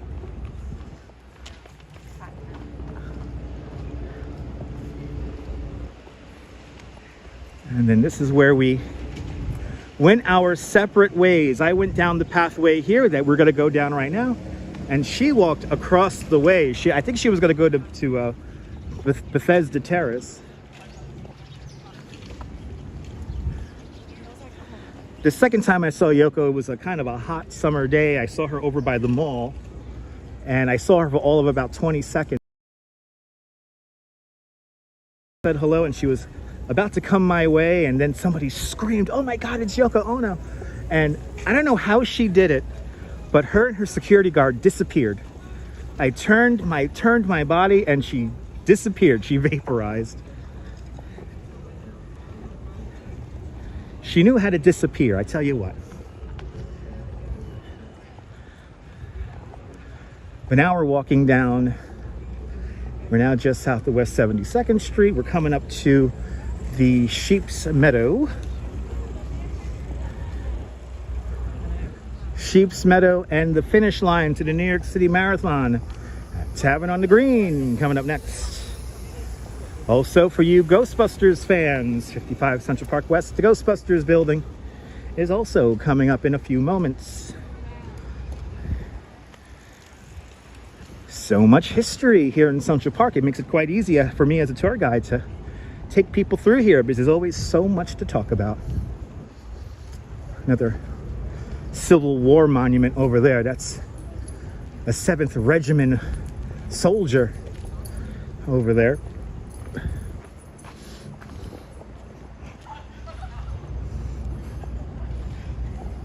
So like I said, in this section of the park, we have a lot of monuments to the Civil War.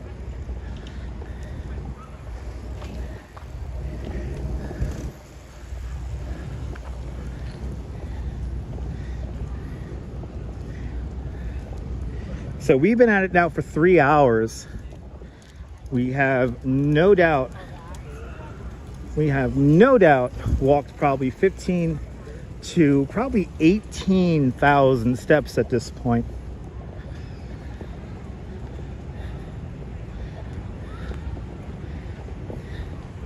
Yeah, Ghostbusters movie locations over here. Yes, indeed. So now we're coming up where this stoplight is here. This is roughly the finish line for the New York City Marathon. The last 0.2 of the 26.2 miles is kind of uphill here in the park.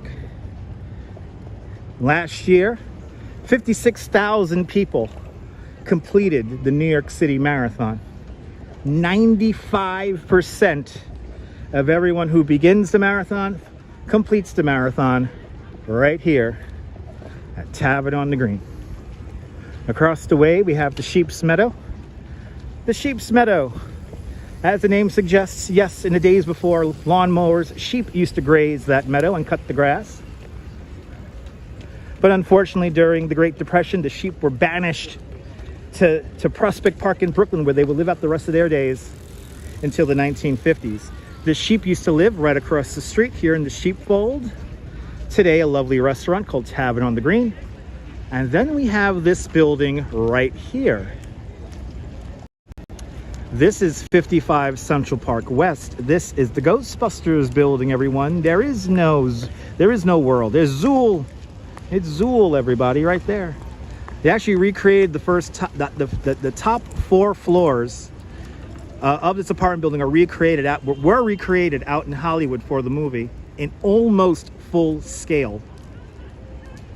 Well, there it is. There's a Ghostbusters building right there. The buildings of Billionaires Row is right over here.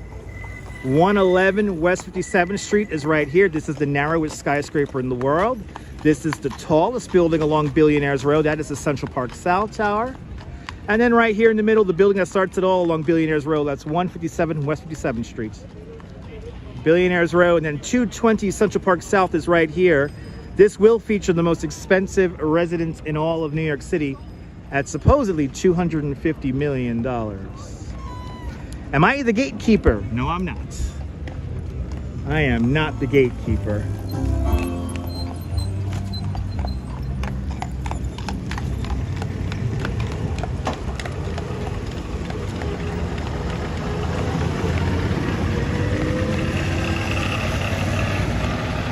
Must be nice to be wealthy.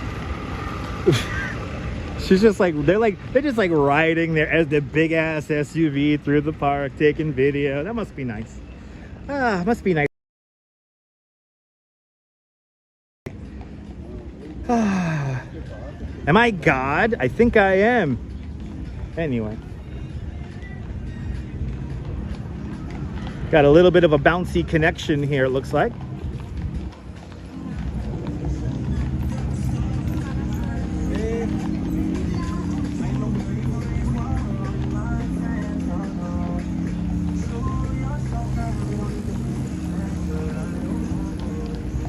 Sorry about the connection, guys. We're having a bit of a signal issue here.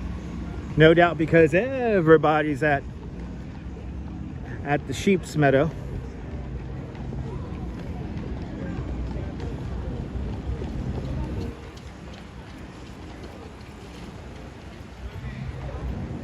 Oh yeah, the signal's awful over here. Wow.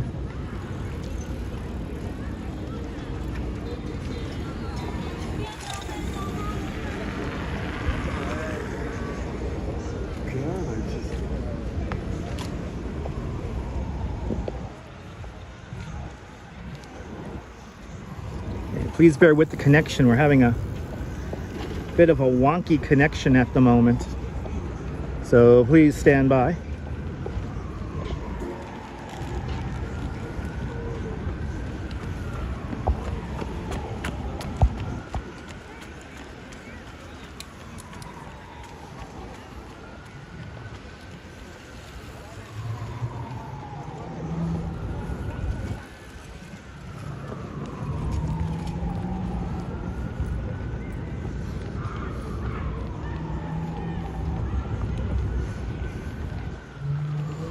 Dang, the signal is offline. Whoa, hey, look at that. We got a car backfiring. But the audio is coming through nice. Okay, yeah, that seems how the VPN seems to work. You guys still get my audio. A bit jumpy at the moment. Well, yeah, we're having a bit of a signal issue here because no doubt everybody's in Sheep's Meadow doing TikTok videos that nobody will watch. I'm doing my TikTok dance. Yeah, you're doing your TikTok dance. All right. How many subscribers you got? I got 14 subscribers. Oh, that's great. That's great, Skippy.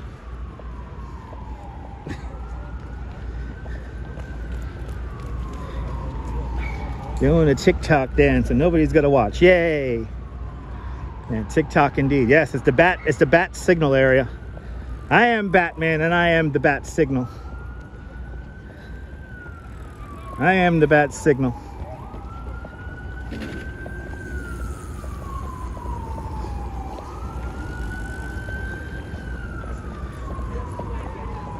It's a shame because we're almost done with our walk today. Do I like TikTok? No, I have a brain to maintain. So no, I do not like TikTok.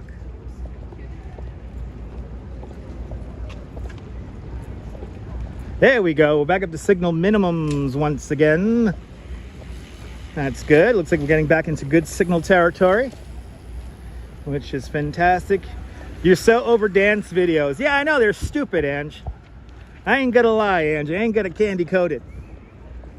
The amount of stupidity that's on the internet, especially that proliferates on the TikToks, it's pretty dumb.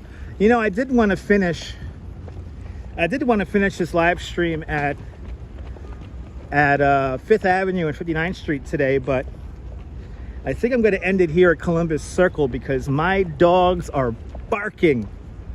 And plus we are at the 3-hour mark. So I think I'm going to hop on the D train and take the D train home. And also I got to use the bathroom. So I'm going to make my way over to the bathroom here and finish this live stream because I have not used the bathroom in 3 hours. So it's about time. We're gonna have to go see that new art in the future. Maybe we'll see it tomorrow. It is a long walk home, and yes, I am gonna have a beer when I get home. I'm definitely gonna get a beer when I get home. Gotta get some dinner too. I don't know what I'm gonna have. So it's gonna be a surprise. Maybe my wife made me something and she's gonna surprise me with something delicious. The long and winding road. Oh wait, that's a Paul song. Whoops. Nah, no fireworks, no fireworks, no fireworks.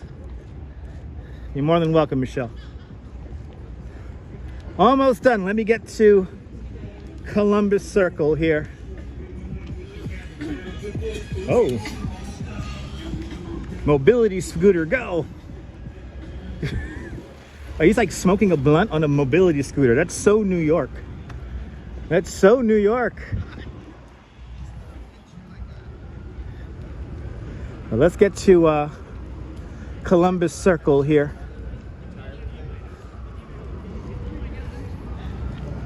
You're more than welcome, Lucia. It was a fun one today. We saw almost all of the landmarks of the park. And it was a fun little jaunt through the park today. That dude was styling. That's an understatement. He was smoking a blunt, riding a mobility scooter. How cool does that get?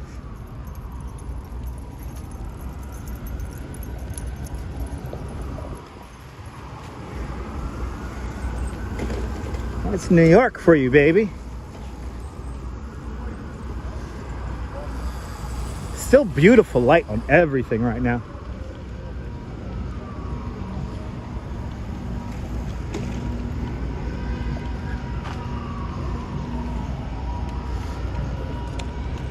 We end here at Columbus Circle and the Gulf and Western building right here. Hey, are you new to this nonsense? Make sure to subscribe to the Dutch Maz and make sure you hit the notification bell because I never know when I'm gonna go live next. But from Central Park here in Manhattan, New York City, this is Dutch Maz signing off. Have a fantastic New York day, whether you live here or not. I want you to hug your loved ones, cherish those sweet moments. And good afternoon, good evening, and good night.